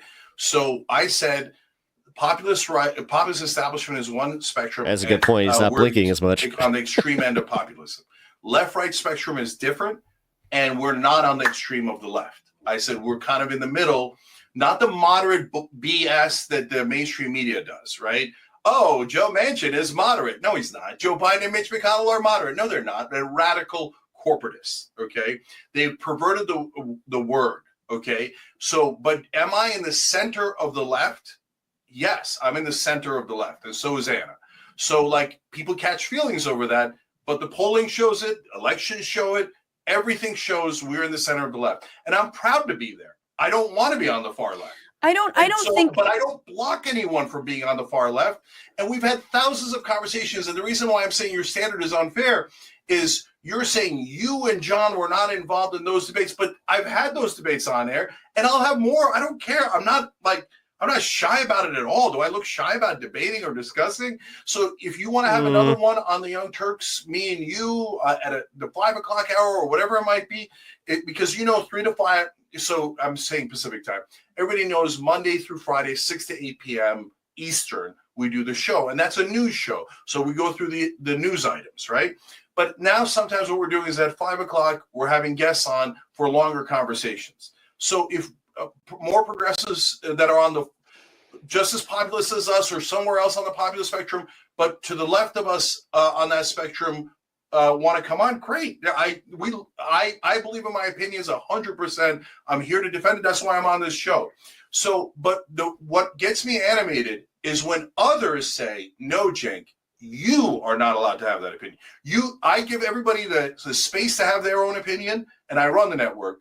But Cenk, even though you run the network, even if you didn't run the network, you're not allowed to have that opinion because that opinion aids and abets racist, sexist, whatever excuse we're using. But you're not allowed to have it. That's an immoral opinion, and you're not. And no, I do not agree to that. I've been an example for the last hour of trying to hear you out on your opinion on all of this, and I feel like I've gotten. When the converse happens and I explain that I think that there's a fine line between being anti-establishment and fascistic. Mm-hmm. There is a fine line between being just being apologetic for the right, like the right wing, and pro-authoritarian. Mm-hmm. That so many throughout history, authoritarians, Mussolini, have been massive populists. They were loved and liked, so long as gotta be careful certain with that, groups man. of people weren't included in that populism. Mm-hmm. And I think there's a better way to do populism. And so here's the question. Tell me, Franny. Honestly, she's got a great point. And oh my God, what a butthurt reaction he just had right there. That he didn't have the answer. For how to win the voters. Are you serious? Back. Like, that's kind of, wow. That's so illuminating right there, is like what he's about. Without ever talking to them. Well, here's my genius idea. He really is the guy. Like, come on. Like, this is it. He really wants to be like the head voice of the left. He's just mad. He is mad. He's legitimately mad that TYT is losing its market share. And he thought for the longest time that, I'm the strongest voice of the progressive left. Everybody comes to me for progressive left opinions. Oh, what do you mean these streamers don't like me anymore? What do you mean they're getting news time? Okay, just imagine you had the biggest at least that's how it's coming off to me. Channel for, progressive media. Just imagine you had that. And you had and fascistic. There is a fine line between being populist and pro-authoritarian. That so many throughout history, authoritarians, Mussolini, have been massive populists. They were loved and liked, so long as certain groups of people weren't included in that populism. And I think there's a better way to do populism. And so here's the question. Tell me, Franny, What's your genius idea for how to win the voters back without ever talking to them? Well, here's And my just by genius calling idea. them Let's fascist just and say, racist. okay, just imagine you had the biggest YouTube channel for, progressive media. Just imagine you had that. And you had a massive failure in the Democratic establishment. Kamala Harris gets her ass handed to her. Biden didn't drop out. This isn't and theoreticals. People are scrambling. They're running like, rats off a sinking ship from MSNBC, from Pod Save America, and all these Beltway bros that lied to them about the Democratic Party having this in the bag, knowing what they were doing, that never talked about capitalism, that never talked about corporate donors, that never talked about any of that stuff. And I would love, if I had a network, to be the place where people from the center left or liberals, the wicked liberals, to come over and say, hey, let's think systematically about this. Let's think long-term about this. Let's think about political revolution. Let's think about getting you used to be like that. serious about the 99% against the 1%. That's what I would do. That's exactly what I'm doing. So you're welcome. I explained exactly. Hold on, let me answer. I don't see you doing that. No, you're wrong. Again, you're wrong. So Oh my God, he literally just did the thing that she called him on just like a minute ago where you're wrong. And like, did you see that perfect eye roll? I explained Okay. how Pod Save America and The View and Morning Joe were so full I think of she's crap, done. I think she's pretending that they totally knew all done. along that Joe Biden was had trouble. Then why didn't you say it, you liars? Why did you protect him all along? I ran against Joe Biden. I did a petition against Joe Biden. I said we should do an open primary. My number one motivating factor is to find a populist left figure that wins that 2028 primary. That is the most important thing in the world. And now you've got me scared, Franny, that all of a sudden, like if the far left peels off and goes and agrees with the establishment and votes with them, I will lose my freaking mind. It will be the greatest betrayal of this movement that I have ever seen. How are you seeing that's where this is leading? What? I don't think you consider anyone on the left should be massively against the establishment. So what you're using is fear of the right-wing populism going south on us, which is a real fear, which I'm trying to guard against. To say, to now all of a sudden, well, maybe the establishment's not so bad. No, the establishment's horrible. How is this what he took from this? It's horrible. I'm not going back in that prison. I'd rather be in the populous woods with real human beings fighting and battling and trying to get to the right answer and the right coalitions than to be in an establishment prison where we're now locked up by Mitch McConnell and goddamn Dick Cheney and Joe Biden and Pelosi, and we're marched back into let it continue the robbery. Thank you, sir, for the robbery. We appreciate your stupid and the right's robbery. Not robbing people. The right doesn't rob. Yeah, I was about to say. Notice how he doesn't put Trump in there. Look at that, Franny. Look at what you're saying. I just said 200 times in this interview that Trump's a fake populist. And there's going to be a huge concretely. I don't know who you're talking about. Concretely, so you think the right's not going to do it? No. I'm just like let me just say how I see it. Just you've explained how you see it. So I've been covering Trump since 2016. We covered his rise. One of the big videos we did in AJ Plus was like, why do people like Trump, right? And everyone was like, oh no, we have to talk about why people like Trump, and it's so obvious. The outsider tells it like it is, very direct. Yes. Not afraid to upset. The normal establishment order of you gotta be a politician, you gotta be this. Of course, there's a million. He's kind of funny. There's a million reasons, right. And there's a million reasons why. You've got an ugly wife, Ted. Your wife is ugly as a dog. He's talking about Ted Cruz's wife. People like him, and yet, obviously, there is a massive danger. My brain just made the big. I'm just telling you, I've never seen the Zodiac Killer and Ted Cruz's dad in the same room before. Biggest fart noise on me, and I do not remember exactly what I was saying. But that's okay. So you remember? No. Yeah. You're right. Keep you say something. Yeah. So Franny, look. It's when I talk about people attacking us, I want to be clear about this because it's really important. Yeah. Okay, wait. Will you say that really quickly? Yeah, I remembered. My analysis has always been Donald Trump is a great brand master as an outsider, but he's a Trojan horse. Mm-hmm. That at the end of the day, even though Mitch McConnell, says his bullshit and whatever, Of course he wants all the same things that Donald Trump wants. Trump is a brilliant Trojan horse for, yes, the establishment right. Look at all the neocons he's appointed. You know, I made a joke like, oh, all the cabinet positions are going to be, and yeah, you got a random Kash Patel and whomever, but they're going to be the people commenting on his Truth Social. It's like, nah, he's picking Huckabee. He's picking Marco Rubio. He's got Elise Stefanik. He's all these people who we're going to be at war with Iran within a couple years. I have no doubts about that. So like, I truly, you know, unless again, his actual base is like, no, including us, like, I just feel like, is that not clear? I thought we were all clear that Trump was literally just a Trojan horse for establishment politics. It's as if Bernie Sanders said all the things and all the right things, but when got into office, you know, Nancy Pelosi's behind the curtain pulling the levers. Like, wasn't that just understood that that's who he was? So no, it's more complicated than that. I agree with everything you said about Trump and why he got to be popular. He ran as anti-establishment, right, as a fake populist, right? Right. And so that's what worked really well. Wouldn't it be amazing if we had a real populist on the left and ran on populist left? So I hope to God we all agree to that. It's like we haven't tried that before. So in terms of the part that I don't quite agree on the Trojan horse, you're right. That's all he's done so far. In the first term, he had 4 freaking years. And his number one and almost only accomplishment was corporate tax cuts. Massive, massive corporate tax cuts. And in fact, on the Young Turks, back then I said, watch, the establishment is going to leave him the minute those tax cuts pass. I even named a name. I said Gary Cohn, his national economic advisor. Okay, he's going to leave right after the corporate tax cuts pass, because that was the Trojan horse part. So you're right about that, right? But Trump is uncontrollable. So that's why that's why the Mitch McConnell and the establishment fights against Trump during the primaries. They didn't want him because they want people that can be controlled. Trump is uncontrollable both in terrible ways and maybe potentially ways that could be positive.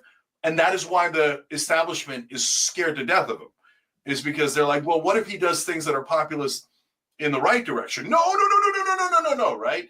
Now, he hasn't yet, right? So, and the policy that you just mentioned, Franny, that's the one where the rubber hits the road. And so I am so curious what's going to happen. So Israel has absolute power at this point. And they're drunk on power because they believe Trump is going to give them everything that they want. And in the beginning, he definitely will. That's why he nominated Team Miriam, as I explained earlier, Stefanik, Rubio, etc. Right? And so those guys will be our neocons. They will push for us to fund Israel's wars from here to eternity.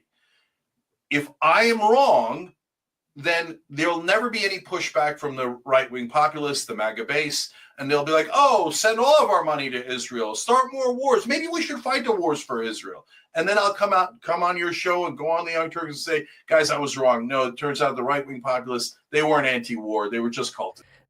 You're going to be saying that, trust me, because once they put the religious angle into it, then you're going to be shit shocked when all of a sudden it's like, what do you mean these are evangelical Zionists? Right. What? Or I'll be right, and some portion of that base will go. That's what the sarcasm was the last time we elected a populist dash ran them without forcing a dropout. Muslims.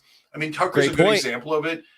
He turned on the Iraq war a year into the war. And he explained on a radio show, he's like, because these Iraqi Arab Muslims are monkeys, and I don't care about them. Yeah. So he doesn't do it with good intent or anything positive in his heart, but they genuinely want to get the hell out of wars, right? Yes. So if I'm right, when Trump pushes too far on Israel, they're going to push back. So that's a great mystery. I wanted to with our own eyes. Yes. And I want to say, for the record, I'm not against. Here's what I'm not against. Bringing those people into the fold of a broad progressive coalition that includes everyone. So, and does, however, if those folks are also like, yeah, because there's already too many Muslims here, right, guys? That's something that I have a line around, but that's not to say, especially if it's some random uninformed voter who's just like racist by, just sort of not genetically, but like their dad was a racist, so they are a little bit, whatever. Like those people, those people can be worked on. I do think for me, this is what a broad coalition looks like, but there are lines, and that line for me is respecting human rights and civil rights of your fellow Americans, which I think you're trying to get to. But I do want to ask, we all hate Mika Brzezinski and Joe Scarborough, but like in practice, is what you're doing that different from, like, if you were to get invited to Mar-a-Lago, Cenk, wouldn't you go? Oh, I would definitely go. And so, there you go. Okay, so To open lines of discussion. Yeah, so good question. So let me address it. So Mika and Joe were very clear. They said we went down there because we're scared, and They didn't say that. No, they actually said the same thing that you're about to say to her, I'm guessing. And they wanted a court power. No, they actually said, no, I'm going back just even a second ago. They said the same thing that you were just saying, where it's like, no, they did it because they wanted to open a channel to the other side because we have to work with these people. And no, what you're doing is just as fucking dirty as like what you would accuse them of with you. Like, dude, this is the hypocritical news shit that I hate, especially with Cenk. Get access again. To me, what is that about? That's about their ego. That's about their career. That's about their money, etc. For me, why would I go to Mar-a-Lago? Well, I'm not going to ask for any money. I never do. I don't. That's not what I do. And I don't care about their positions. I don't want to be in the Trump administration. I don't care about any of that. What do I care about? I care about policy. So I believe that if I'm in a room with Trump, I can convince him on at least one policy. Okay. And I know no one believes that, but just put me in a room with him. Okay. And I'm not going to walk out of and if he says no to the policy, right, then I'm gone. And I gave it my best shot and it didn't work. Okay. But at least I tried. At least I tried really hard to move that ship in the right direction. Remember, Trump likes to be popular. So that is a place where you could show him, hey, look at these populist positions, economically populist positions, which are overwhelmingly popular. Do that. So a good example is cut the Pentagon instead of cutting Medicare, right? And what do you think the probability? I wanted to ask you a question. What do you think under Doge? What is the probability that the Pentagon is cut versus what every single Republican ultimately wants, and that's why this guy is their Trojan horse, cutting Social Security, Medicare, Medicaid? Like, what's the probability they actually cut the Pentagon instead? I'm giving it a 4% chance on Polymarket. We should do a bet on there. Let's do a bet. So no, I've got it at 20%. So not very high, but higher than what you got it at. 20% that they cut the Pentagon. So 80% that they won't. But now there's a fighter's chance that they do. In comparison, like they'd rather. Hold on. What is the chance that they try to cut Medicare or Social Security? 60%. So that's still much more likely, right? Yes. And I've started to see and by the way, here's another reason to communicate. I now am seeing right-wing hosts talking about cutting Social Security. So they're coming for Social Security. Mm-hmm. I see them talking about arresting two people. So they, the two that they're most obsessed with, Fauci and Liz Cheney. Yeah. So that's real. And we got to stop that. I hate Liz Cheney, but you don't arrest her because you don't like her. That's not a thing. And in fact, I had a huge battle with Vinny, who's a right-wing populist that I agree with some issues on, but a huge battle on that on Patrick Bet-David's show last time. I'm like, brother, you need a crime to arrest people.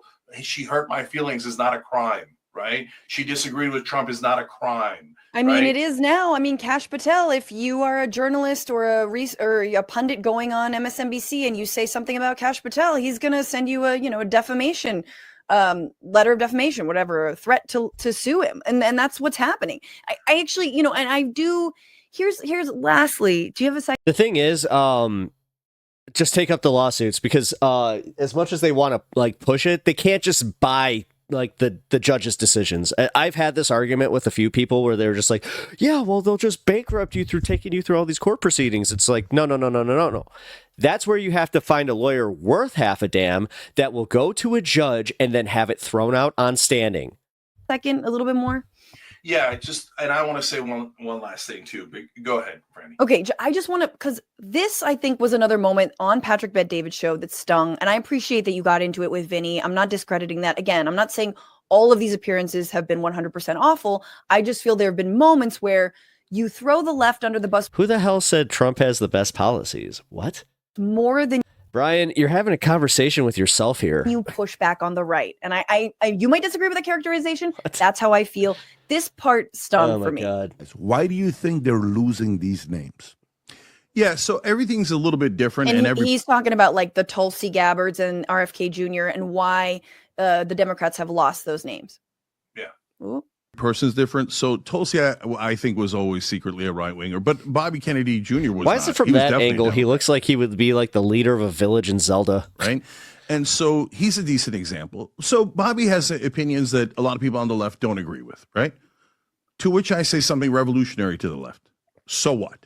Okay, he agrees with us on the environment. He agrees with us on housing, on anti-corruption. He doesn't agree with us on vaccines, fluoride, etc. Right? Okay, I stopped it there because you talked about, giving him a fair shot in the primaries, which I actually agree with you about. However, I take issue with, so what? My daughter's 2. She's going to be going to preschool, then to kindergarten, then obviously in public school. So what for childhood vaccinations is truly whether or not my community and my family are safe or not. Mm-hmm. Having RFK Jr. as the head of the HHS is wildly dangerous. Mm-hmm. And it's not a culture war issue, Cenk. No, it's not a culture war issue to say, hey, I don't want polio back. I'm not saying he's... And the fact that somehow the people who understand science the least are the ones that were somehow going, yeah, these vaccines totally cause autism, even though we've been told so many times and the scientific community has gone through it and gone and said, we did the thermalisol treatment, test, and guess what? We got rid of thermalisol. Nothing changed. So it wasn't that. Oh, so they moved the goalpost instead of just acknowledging that their genetics just might be shit. He's not right on some things, but again, what's the probability? And also, what is with the American fear of autism? By the way, is that can we just acknowledge that that's a real thing? That his HHS is going to do. Yet they don't want abortions. Anything to rein in corporate power or regulate the big R word. Regulate any of the ways that they poison us. No, they're not going to do that. What they will do is get rid of any vaccination requirements and and just sow even more distrust in what has protected millions of people. Mm-hmm. Yeah, so it's a fair question because you're misinterpreting what I mean by so what, but not on purpose. It's a miscommunication. So when I say so what, I don't mean, it's no big deal, or that we shouldn't fight him as the head of HHS. I'm against him being the head of HHS.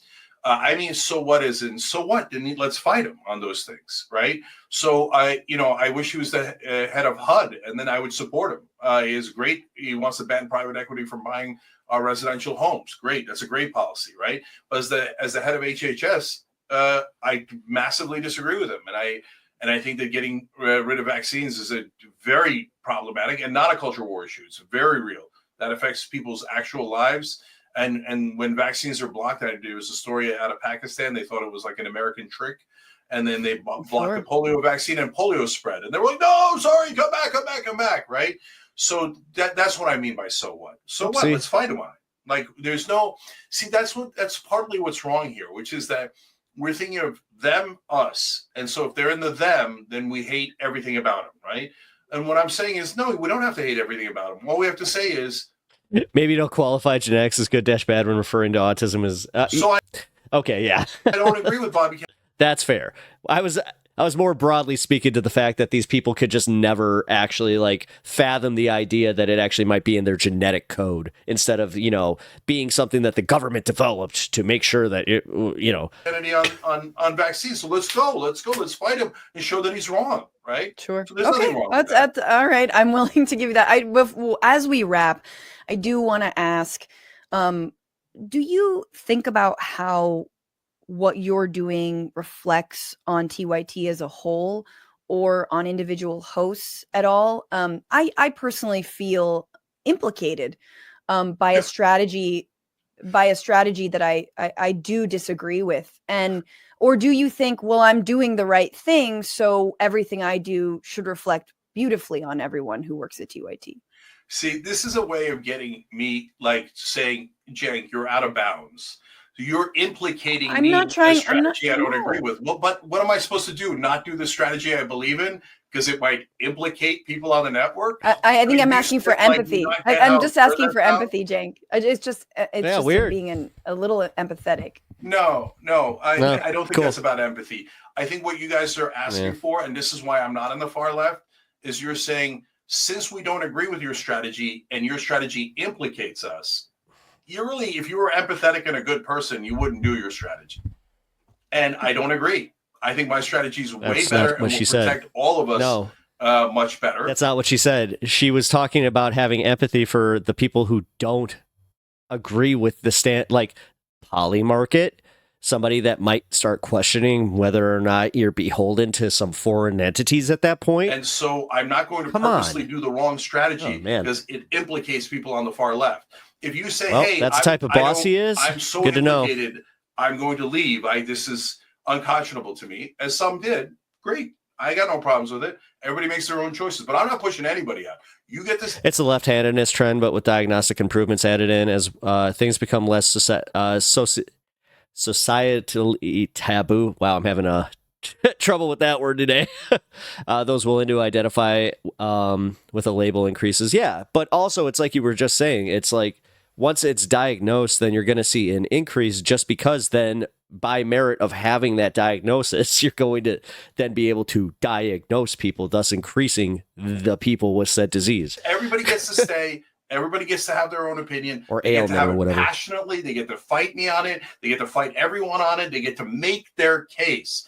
I can't do. I mean, honestly, just like in the 90s, you literally were just like, is that the retarded kid? Any better than being super open-minded and allowing everybody to make their case. If you then we all collectively went, not cool, dude. Cenk, you shouldn't make your case because some of us feel implicated by it. Well, that's your problem, not my problem. Okay. Yeah, I mean, about that, I'm reminded of the book by I think his name is Michael Schneider on tyranny, and he wrote it's like 20 lessons from the 20th century about authoritarianism and fascism. And one of the things that has come to mind when you say my strategy will protect us is he has this chapter. I'm going to bring it up. The first part of it called "Do Not Obey in Advance," and he writes, most of the power of authoritarianism is freely given. In times like these, individuals think ahead about what a more repressive government will want and then offer themselves without being asked. A citizen who adapts in this way is teaching power what it can do. In other words, you don't have to do the sort of crackdown on the left around speech because I'm going to do it for you. Or you don't have to come to me. Cracking down. Again, you're misstating it. I'm doing the exact opposite.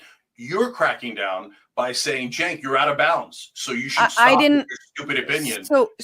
And because you're implicating me. I feel like there's a real, that's what you're saying. Cenk, I feel like there's a real misunderstanding of power in your mind. And I don't know why. I think you're hiding behind this power dynamic. No. I'm being totally honest. I am a contributor to TYT that I go on every time you guys ask. I step in a pinch often. Sometimes I don't. You do. I've been asked less and less as of late. Jordan has sort of eclipsed me. It's fine. I don't give a shit. But like I am but a mere contributor. I make very little money from this show. I'm really grateful to the people who support it. Again, you have founded the TYT. You've been the head of TYT. You're one of a stalwart in broader progressive left. Cenk likes to gaslight leftist women. Yeah, it seems like he does have this weird thing with it because he does it so often. Enter media. Although you know what, that's not fair. Not just leftist women, because he did the way he did it to Lance too. Discussions, what you do is far more impactful than what I do. Mm-hmm. I'm just being honest with you. Okay. You have a huge footprint. It's a good thing I have the right strategy.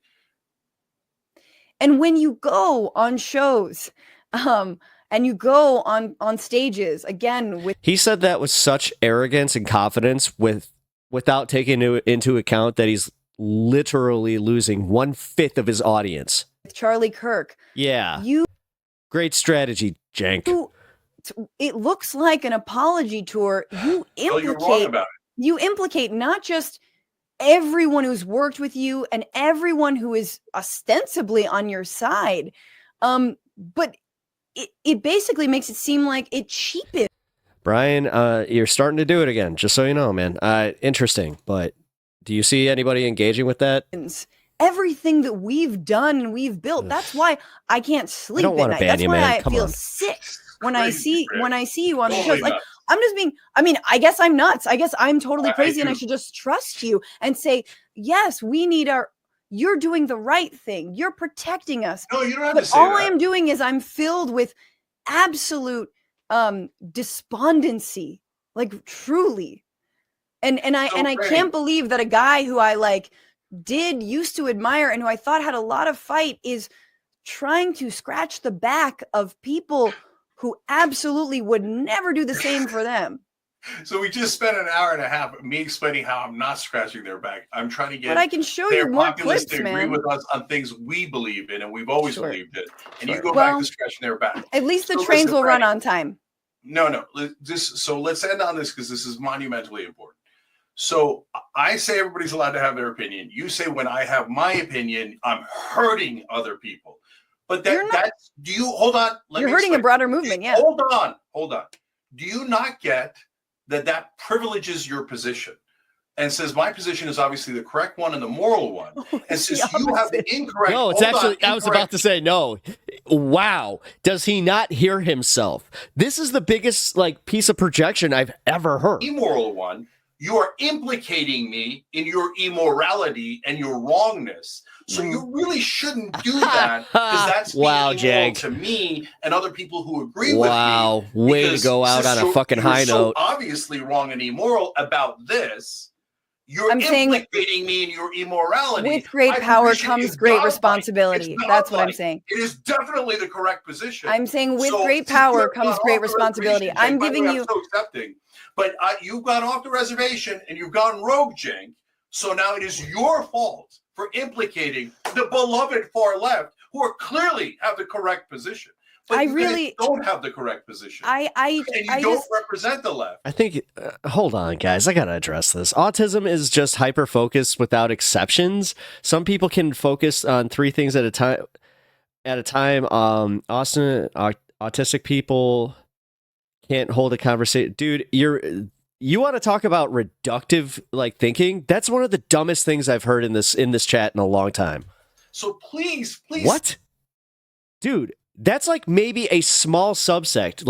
You do understand that when they're talking about autism on the right, they're talking about the severe autism. They're talking about the ones that need forever care autism. They're not talking about spectrum disorder. Stop pretending And also, that's why I think that spectrum disorder, people who are Vosh. I'll use Vosh as a perfect example about this one because he, number one, has claimed that he was never formally diagnosed, but his parents knew and they didn't want him to get formally diagnosed, so they just went with it. So he's been saying that he has autism and that he's on the spectrum. So therefore, whenever he says something shitty, you have to just be like, well, that's my autism.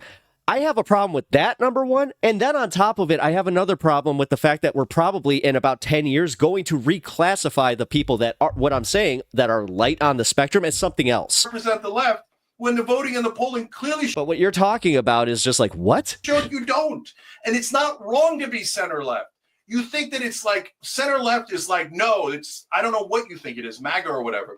But you want to talk about the power dynamic. It's Bill Maher and Nancy Pelosi having a baby, Cenk. No, but Brian, the reason I responded the way I did is because just before that you were up there just saying how I have autism, I can learn any if I play a song, I can play, or I can learn any song that I hear just by playing it, blah blah blah blah blah.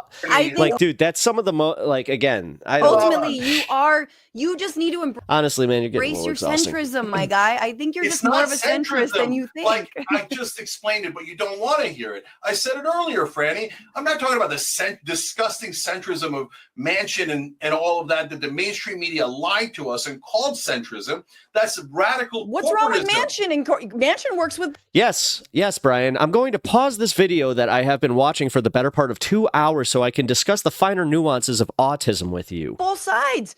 He's a perfect example of what you're doing. That's exactly what I'm talking about. Manchin is the establishment. The Start fact your that own you show. can't see the difference between a left-wing populist who despises the establishment Who's a and right-wing Manchin populist? who loves and is the establishment. Who's a The right-wing fact that you can't populist? see that difference is stunning. He Who's does a look like right-wing he's about to cry. Blindness. Who is a right-wing populist? Name him. Who's a right-wing Vinny populist? on Patrick Bet-David show is definitely a right-wing populist. Dan Holloway on Drinking Bros is definitely a right-wing populist. Vinny on PBD thinks that the Biden administration blew up the bridge in Baltimore. He does. That's right. Because they're not saints and they don't agree with us. Who's a right-wing 60% populist of in stuff. office? Who's a right-wing? Is it Matt Gaetz? Who's your right-wing populist in office? Is it Marjorie Now Greene? the new right-wing populist is absolutely clear. And They're so clear that he can't even come up with one name. guys, before I say the name, I know what's going to happen after I say the name. You're going to Okay. think of all the bad things he said about social issues, and you're going to think, oh my God, Cenk likes this guy. That's why I now hate Cenk. So I'm telling you, ahead of me telling you the name, no, I do not agree with him on the social and cultural issues, and I will fight him as hard as I possibly can on those. And I don't think that he's right on all the economic issues at all. But he has begun to be populist because he stopped taking corporate PAC money. Josh Hawley in the Senate. That is now a right-wing populist. Tom Massey, a right-wing populist. Okay, those guys, Massey, you could say 1,000 terrible things about him, but he is honest. Everybody knows he's honest. He's honest to a fault, right? He says some things, I'm like, whoa, that's freaking crazy, right? But are they actual right-wing populists? Yes, they are. And the number one way you could tell if someone's going to be a populist is if they stop taking corporate PAC money. Okay, Or if I they accept never that. took it. I accept that. I just want to say, lastly, I worry about our relationship because I mean, I don't have to, like, we may grow distant, you know what I mean? I'm trying to delve more into my show. I still love going on John's show and Dr. Richie's show. That's in the TYT network. This show is on the podcast network of TYT. There's no money that really exchanges hands. You guys do help me with the podcast hosting, so I appreciate that. So I may owe y'all money. Do you know what I'm saying? But I'm just being honest. Like, You don't know anybody. but you know what I mean. I'm being honest about what our arrangement is. But I worry because we were but 5 minutes into this conversation, and you said Emma Vigeland likes the establishment, and it doesn't matter what she said. It doesn't. Hang on. No. She said it. Brian, I don't hate you. No. Brian, you're getting on my nerves. There's a difference. You have been spamming the chat. You have been saying some random ass crap. And then on top of it, it seems to, like, you want to make it about you. You want to have the conversations that you want to have. Honestly, dude, you're harshing the vibe of this show. I don't know what you need. I'm trying to give you entertainment, and if you can't just sit back and enjoy it, then I don't know what to do. But honestly, you're making this difficult on me. I don't want to ban you. I would like to leave you here to enjoy this show and to also interact with chat, but you are having a hard time finding that line of interaction. I don't hate you, but you are pushing it. It's not about what she said, but it is concerning that there are so many former TYT employees, and let's put Doran Rubin aside, but people like Ben Dixon and Emma Vigeland, and even longtime contributors who were editors like Hank. I remember Hank, and like the fact that I miss Hank. Helped start the TYT union and now has obviously nothing. Okay, but I knew Hank was such a great guy, and Emma and Ben are such. Wow. So this is how he doesn't like Emma. He doesn't like Hank. He doesn't like pretty much Jimmy. I mean, obviously Jimmy Dore, Dave Rubin. So he has a problem with pretty much anybody. Even Lance from the Surfs, who was just a contributor. He has a problem with every single person that has helped TYT and put them where they are.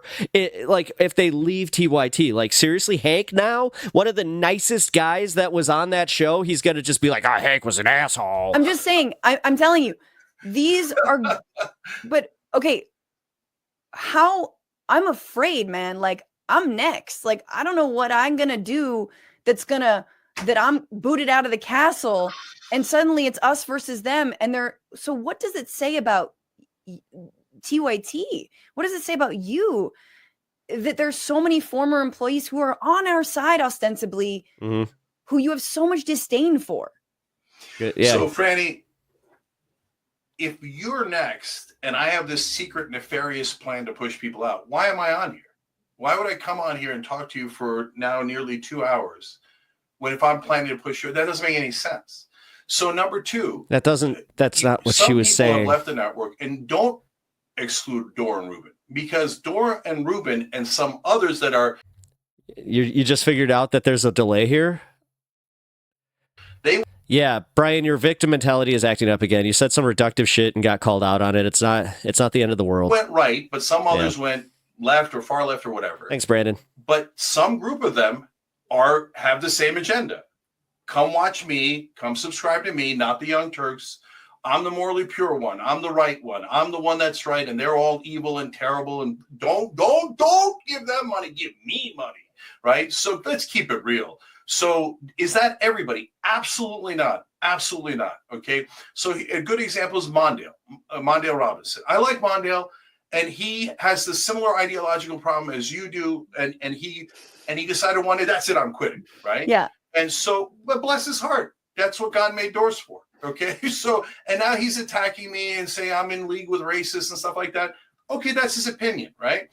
But when people cross a line like Ruben and Dor and Sam Cedar, etc., and I was waiting for it. And others, and there it is. They say, "Oh, Jake's just has this evil listen, didn't leave him plan, out. and he's doing it for money, and he's a grifter, and he works with the CIA, or he works with this guy or that guy." Poly market. Okay, now you're lying. And you're lying in like extreme ways. No, he's misrepresenting everything that they said. No. The biggest thing that has been the problem is when they found out about the poly market sponsorship, they called him on it, they started making fun of it, and then all of a sudden he's going out and saying that Sam Cedar said this, Emma said that, but they actually brought up some really good points about how Jake is a sellout. So like this whole thing of like Sam, for example, analogized me to a Nazi, but he's done 1,000 things. That's just one of them. And then when I go, hey, hold on. When I say cut that crap out, and they're like, oh, we're the victims. Oh, I just said you were a grifter and that you're lying to people and you're cheating people. And I said you might be a Nazi and you're definitely a right winger, but I'm the innocent one. I can't believe Cenk counterattacked after I punched him in the face 20 times. I can't believe a poor little angel. But he believes in saving Social Security and cutting the Pentagon. So can you give him credit for that and work with him? Oh, yeah, of course. So, I mean, if Sam's going to vote to save the Social Security and not cut Social Security, I'm not the guy who says, I don't want his vote, right? I just don't have to go on his stupid show and agree with his stupid ideas. No, but you should definitely go on his show to, have a good spirited debate. I don't know. It's almost like that's something that would make a lot of money, that would get a lot of ad revenue, that would definitely help boost the left. But no, you are kind of just being the chicken. Okay, but you just, again, stupid. Again, these are words that you reserve. Okay. Why do you? Wow. Okay, Fran has been to therapy. Cenk has not. If I called you a Nazi and I said you're a right winger and you're secretly taking money from Pelosi and Charlie Kirk, then and you said and you got angry with me, wouldn't that be a rational reaction? I think there's been a conflation with reaction be, oh, I love Cenk. I love that he called me a Nazi. I can't wait to work with him. No, he's a freaking grifter. That's all he's ever done. He literally told me that he was trying to take Jimmy Dore's audience because Jimmy's was bigger. Good. So he wanted to. You remember what Jimmy Dore did to me? You remember the reason Jimmy Dore was. The reason Jimmy Dore was out the door was in part what he did to me, and you and I talked about that at the time. It was when he had to finally face the fucking music and be like, "Hey, you cannot bully another not employee but a contributor." Granny? I stood up for you, right? You did. It had to get bad, but you did. He had also been. I mean, he had been going the way of the dodo for a long time. But I just want to say, so it doesn't say anything about TYT, that there are these former employees who really, and I just want to back to the last thing I'm going to say is people really liked you. They really did. And they looked up to you and they thought of you as a comrade, a boss, a co-conspirator in this grand, political project to really change this country, to make it more democratic. And it really is. I have to say, like, there's a thin line between love and hate. And even these channels that are hell bent on being like, Cenk's this, Cenk's that, you know what? They were all massive Cenk fans. I think we all are a little bit.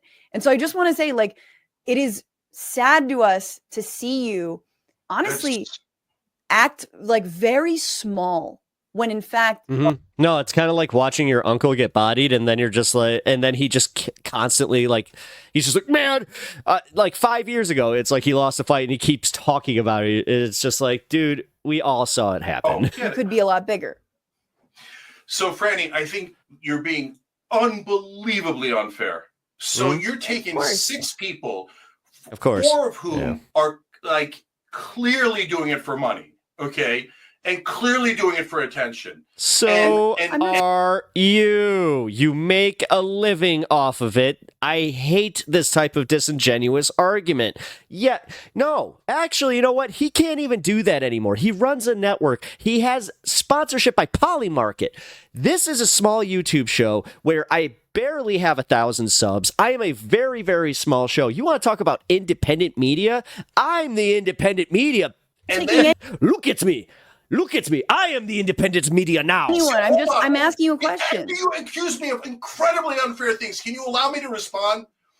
Franny, you know the people inside TYT, they work here. Dude, she's literally laughing at the fact that, like, 15. He's freaking out while also, like, just burying her while not answering her questions. Then when she interrupts to say, hey, you're not really answering my question. Years, 17 years, 20 years, 17 years, and they love working at TYT. And what these assholes are doing is pretending that we're bad bosses and we're bad to our employees and we're bad to everyone. No, it's not what those assholes are doing. It's what you're showing us. It's the fact that your behavior is showing that you're kind of a vengeful dick. It shows that out of being a boss, out of everybody that you named, it's always somebody that you just happen to leave on bad terms with TYT. Gee, I wonder why that would be. TYT, and we do all these things and we push them out. Bullshit. Every one of those people left. Thank you, Brian. I appreciate it. And they said, oh, I'm going to be bigger and better than you. And then they viciously attacked not just me, but everyone that works at TYT. Why do you think Edwin and Bart and all those guys have been there for so long? We gave people 12 weeks of paid family leave when no one else was doing it. And we did it for moms. We did it for dads. I can go on and on. Franny, to make it seem like I'm pushing people out and that I'm the bad guy here, when in fact, you know for a fact that 98% of the people that work at TYT love TYT and try to stay there forever and ever and ever. Sometimes they'll go to a different company and go, whoa, holy shit, that's bad, and come back to TYT. So please be fair and honest with your audience. Who left and came back? Because working at TYT... Actually, no, for real. Does anybody know who left and came back, who he might be talking about? Has been amazing for those people. And all we're getting is smeared by a couple of people who literally say, we want to tear down the network. We got 75 people here that we have to provide for. And they're trying to take food off their table because me. I'm going to tear down the left-wing network. Why don't you spend your time, those people that I'm talking about, tearing down the right wing, tearing down Trump, tearing down all these people, instead of sitting there and going, oh, someone on the left is bigger than me. I'm going to tear them down. And that's what they're doing. I think it's a really sore subject, but I did just want to ask, I think yesterday on Mark Lamont Hill's show, you did say that, that what your strategy has actually cost you and cost TYT some subscribers, and members, more importantly, who financially support the show. Speaking of putting food on 75 people's table, what is your reaction to that? I know anecdotally there are people who love and support my show, even though I truly don't talk about my disagreements with you. And God, Cenk, I've been over backwards. The reason my show is at 1 p.m. is because it's right before you, right in between when TYT doesn't have any show. I've bent over very backwards to accommodate TYT. Yeah, and that's kind of like, I hate to say, it's a dead zone for YouTube shows. But there are people who love my show. That's why, honestly, I started 2 o'clock on the days that I start early. Who say, you know, I had to stop supporting TYT for a lot of political disagreements. And what do you say to those people, or how does that make you feel? I refuse to be wrong on purpose. So we lost a lot of members and paying subscribers when that was me. started criticizing Obama from the left. I used to be a paying subscriber. That he shouldn't be drilling in the Gulf. No more. And he shouldn't be bailing out the bankers without any consequences, etc. And people were outraged. But I didn't do it because I didn't know the term back then, but I know it now. It's called audience capture, and I'm not going to do it. So if you say at the time, people were like, no, be pro. Oh, please. Dude, that's the whole reason you're doing this, because like you've been using coded language, essentially saying, oh, well, we need to bring some of them over to our side. That's technically audience capture. And because of what you do and the fact that you run a network, I don't care what it is, it's a network. You're bringing them over as viewers. So just by the merit of them being viewers of a different program coming to yours, that's audience capture. Quit using this as an arbitrary thing to kind of make yourself go, well, I have a superiority complex because I don't go looking for audience share. I don't go looking for majority report members, even though it would be very, very smart for me to do. I'm very unapologetic in my way of thinking. Pro-Obama. I'm like, no, I'm not going to lie to you on purpose. And now some folks are saying, no, tell us the far left is totally right. And then that honestly, yeah, Brian, this isn't goon streaming. Stop sexualizing her. Yeah. Like there is no crime and on and on and on, right? No, I'm not going to be purposely wrong. I will agree with you. She does look like Joan Jett, but it's the other comments where it's like, come on, man. And so I'm not going to do audience capture, and I'm not going to say that. And so how could I be a grifter and say at the same time, I'm willing to sacrifice a lot of money that I'm super worried about for all of us at TYT to do the right thing? That's the exact damn it. All right. That was pretty funny. Opposite of grifter. Every woman. Okay. He looks like Florence from the Jeffersons. That's saying I'm standing on principle. I'm standing on what I think is the real viewers of TYT and representing them. If you guys don't get that reference, look it up. What you're not seeing is there's so many people on the left who are afraid to state their real opinions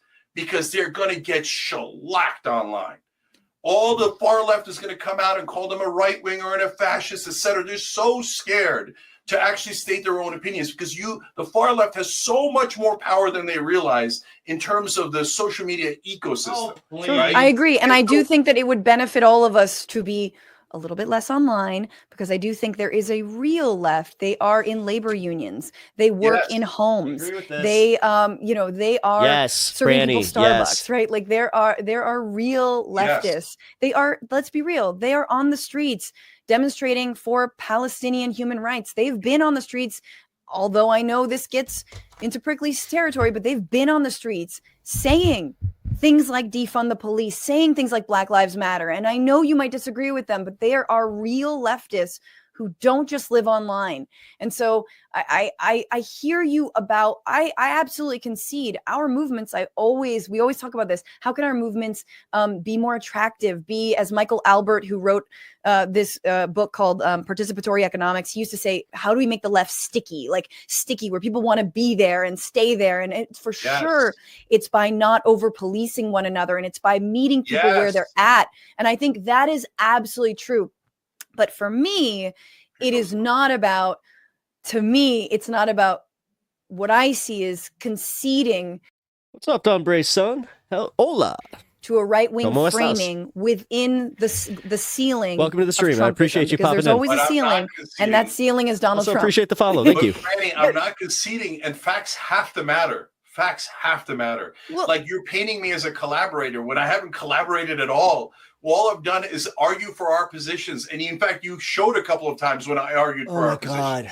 Right. And if you showed all the right wing shows that I was on, you would see me fighting for left wing positions on right wing shows. No, because that's overshadowed by the fact that you do this thing where you're just like, oh, look at me. Give me some points. Yeah, the left is kind of crazy. Yeah, I don't agree with them on that. We could agree on that, right? Fist bump. No one's ever done. And you know that on the Patrick I've been on Piers Morgan. I do that a lot. So, if you count Piers Morgan, I totally agree with you. So on Patrick Bet Davis show, I made the second to last time. Just found politics on here. I miss it on TikTok. They got rid of politics on TikTok? I made Oh no, guys, it actually might be happening. case for paid family leave. They polled their audience. 75% of that right-wing audience said yes, we should. Well, if you want to follow me on TikTok, I'm gonna still be okay then, because most of it is my cat videos and the occasional opening of Pokemon cards. Pass paid family leave. Who else has done that? And for that, I get Same called name. a collaborator. PepTalks and TV. I implicate others in my collaboration.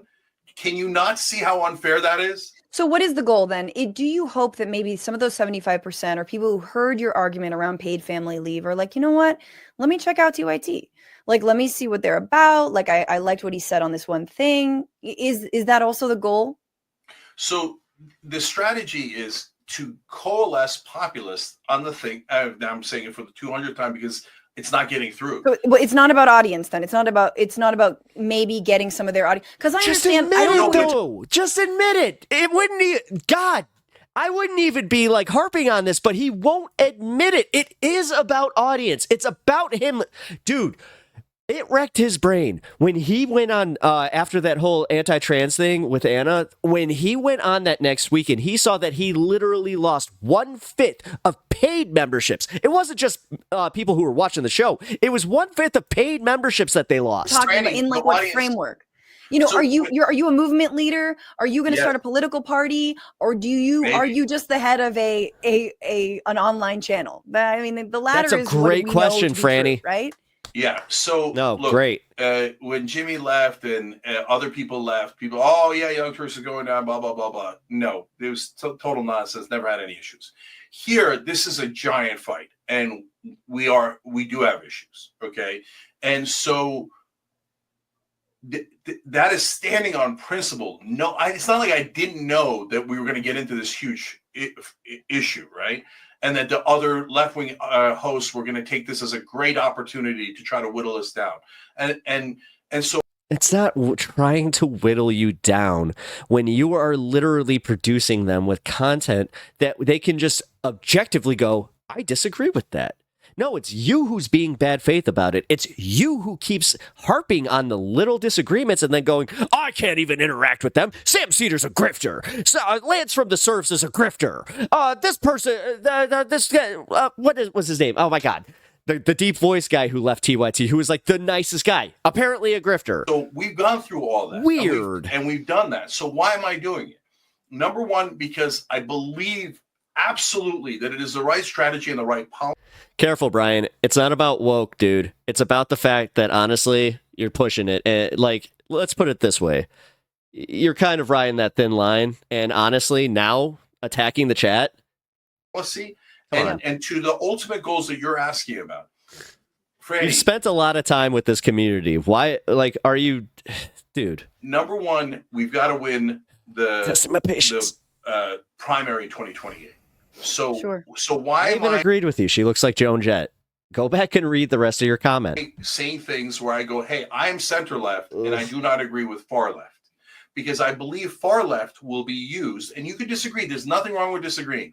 Kyle Kalinske disagreeing, no problem. You disagreeing, no problem. Jordan, Hassan everybody disagrees, disagrees, no problem. It's Yeah. only when they lie and they do bad faith is when I've got the issue. Okay, so you guys disagree, no problem, guys. Okay, but my goal is, number one, in order to win that primary, we've got to convince the normies that we're not going to release all the criminals. I know it sounds like hyperbole, and I know that really bothers people, but that's how they're thinking. That's why Oakland recalled their mayor 65-35, because now they started to think that the word progressive means release the criminals. No, it doesn't mean that. It means Medicare for all. It means paid family leave. It means higher wages. So You're out of line. that's why I have to distinguish. It's out of line, but he's right. In order to win that primary between the center left and the far left, and also because it's true, I am center left, and the great majority of those voters are center left. They do not agree with the far left on some of the extreme trans issues, crime issues, etc. You don't think that Yeah, Mark Thompson. Mark, general yeah. election, just to finish the thought. Yeah. When we get to the general election, Can we win over Thank you some for of that. those That's who I was former thinking Bernie about. people that went to the right wing? Can we win over the independents and moderates that are not MAGA but voted for Trump because they says Trump was more anti-establishment than Kamala Harris was? Can we win those guys over so that our side wins? I believe we can, but and I'll use myself as an example again. So when they tried the Muslim ban, I have every right to call them Islamophobe from here to the end of the earth. I have every right to be concerned about me and my family, okay? But I don't believe it's the right strategy to call them Islamophobes and to push them away. I think the correct strategy is when they are being Islamophobic, to go in the room, get some agreement on some things that we agree on, and then fight over the things we don't agree on, but treat each other as American citizens and human beings. And then at the end go, hey, by the way, I'm Muslim, okay? So do you think someone like me should be banned from the country? And when you do it that way, 9 out of 10 times they go, well, no, of course not. Of course not. But if I came in and said, you're an Islamophobe, and you're a racist and a bigot, they'd say, ban this mother effer, right? And so I just think you guys have the wrong strategy and some wrong policies. But that's a normal part of a healthy debate. We could have had that debate without people making wild accusations. Well, you do the same thing. Instead of just saying we disagree, they're collaborator, right-wing, fascist, etc. I really hope that you do, and I hope, let's leave it. I really do hope that you can get past what you feel are slights, to actually speak to some of the people that you're talking about, to be in more rooms with leftists who you may disagree with, and more people who are ultimately on your side. Yeah, I mean, look at it this way. He's actually finding it easier to go on like Tim Pool and Charlie Kirk than to go on Sam Cedar. Like, seriously. Same conversation with Van Jones back in 2016, man. It's like I'm deja vuing all over. Yeah, dude.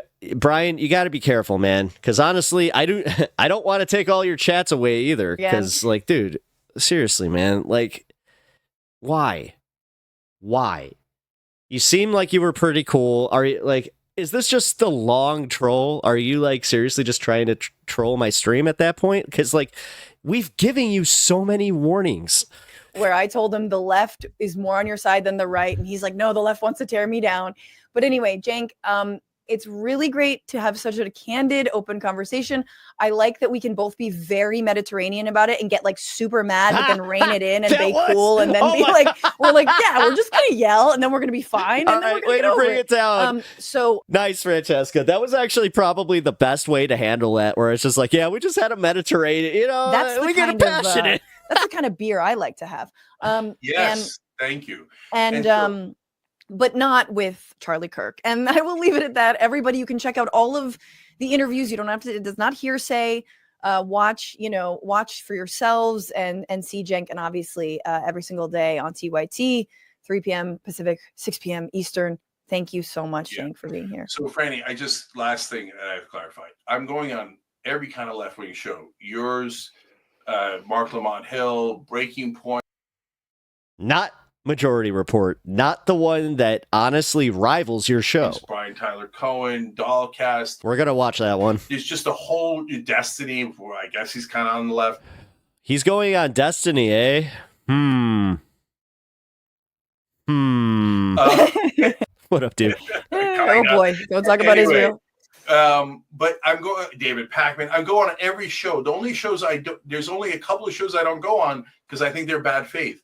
And what they then do is saying, oh, he's not going on any left-wing shows. What, because they're the demigods of the left? No, I'm going on shows that have good faith, where we have wild disagreement. And like you said, sometimes we even yell at each other, but when we settle down and we have a beer, so this idea that I'm not going on left-wing shows or we're not doing left-wing stuff is just not Well, we're making the second round. We're like the second tour. We're the B cities of your A cities tour. No, that's not true. Randy, the whole network is left-wing. So, I mean, the aberration was going to talk to the right-wing. Well, I mean, here's another, I would love to see you in the doc just debate the police. Like, you and the doc talk about crime.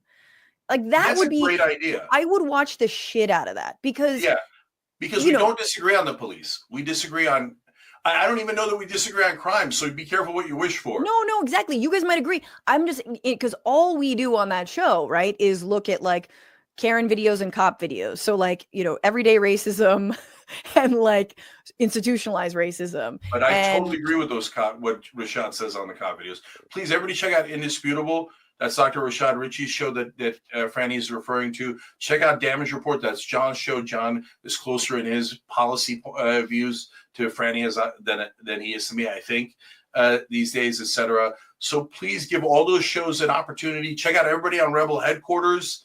I'll even second that one. Rebel HQ is one of TYT Sports and Rebel HQ are the two that I sub to outside of the TYT main. Definitely keep supporting those guys. Tons of interesting agreement, disagreement, etc. But there aren't any right-wingers at TYT. It's the whole range of the left. Sure. And I'm going to always allow that range. Everyone from like moderate left, like I don't. Yes, that's why, Lance from the Serfs got done the way he did. Center left. I mean moderate as in like like closer to the middle, closer to Republicans, etc., all the way to far left. And hey, don't get mad at me if I start showing up on TYT programming. Everything in between. So that's what TYT stands for. And everybody in that spectrum gets to have their opinion, but that also includes me and Anna. We're also allowed to have our opinions, our own policies, and our own strategy. That's all I'm saying. All right, Cenk, thanks so much for being here. Go live your damn life. See you later. And thank you all for being here. It was beautiful. It was heated. I hope everyone enjoyed it. And there's a lot to discuss. And these are conversations that I think we're just going to continue to have, especially when it comes to establishment, anti-establishment, right populism, left populism, and just straight up disagreeing. And I think the last piece, and is just too much to get into with him, but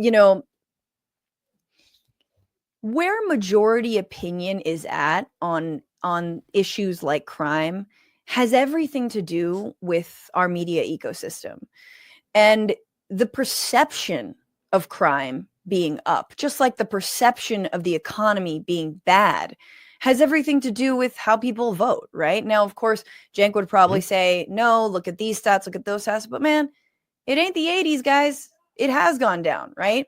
But our perception of it is absolutely shaped by the right-wing ecosystem that has TikTok far more power and connections to real power. So not just right-wing funding, but literally we've tracked, there have been great documentaries.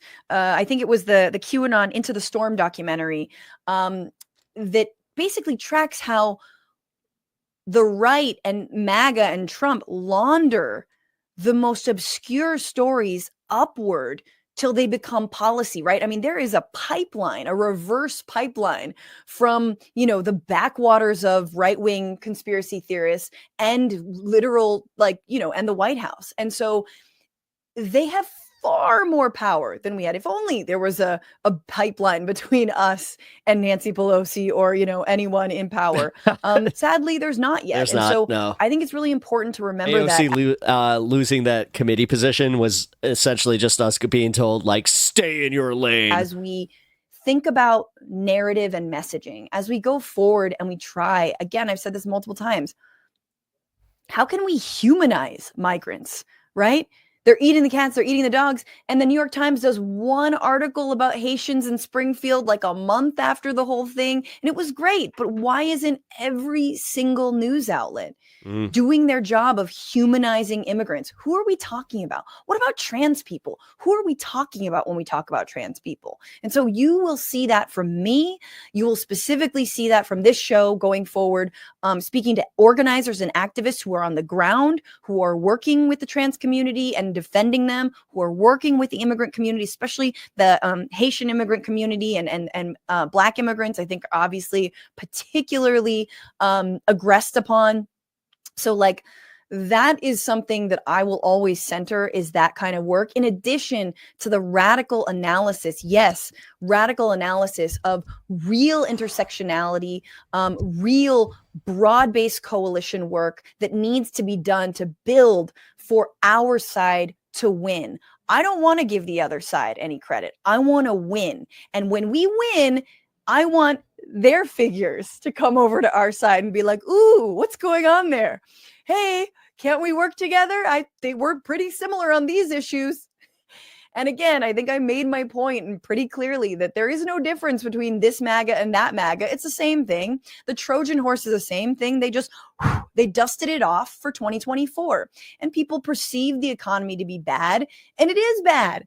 Because if you don't have stocks, it fucking sucks, man. It's not good out here to try and live and make ends meet. And absolutely Biden fumbled the ball on that. So, it's I guess I just really bristle at the us versus them. If you're not with me, you're against me. You're wrong and I'm rightness that the left, not the left, that the internet maybe is so obsessed with. And I feel like we saw that on display, sadly, a little bit from Cenk.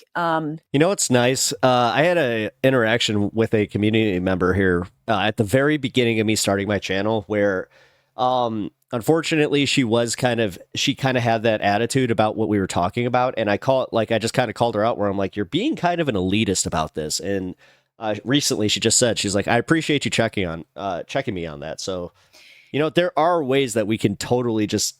And, but what are you going to do, guys? Hey, if you want to support me. I already did. I liked and subscribed. You guys should do the same. Like and subscribe to my channel first and then go to the Bitchuation room and move on to her. So, okay. That was awesome. And I appreciate everybody that stuck through that. We have a 220. Jeez. Alrighty. I'm going to start the next part of this segment. We actually have Cenk versus BTC next, but I'm going to take a little break first. So, as I said, like that stream if you haven't already, and sub to the channel. Thanks.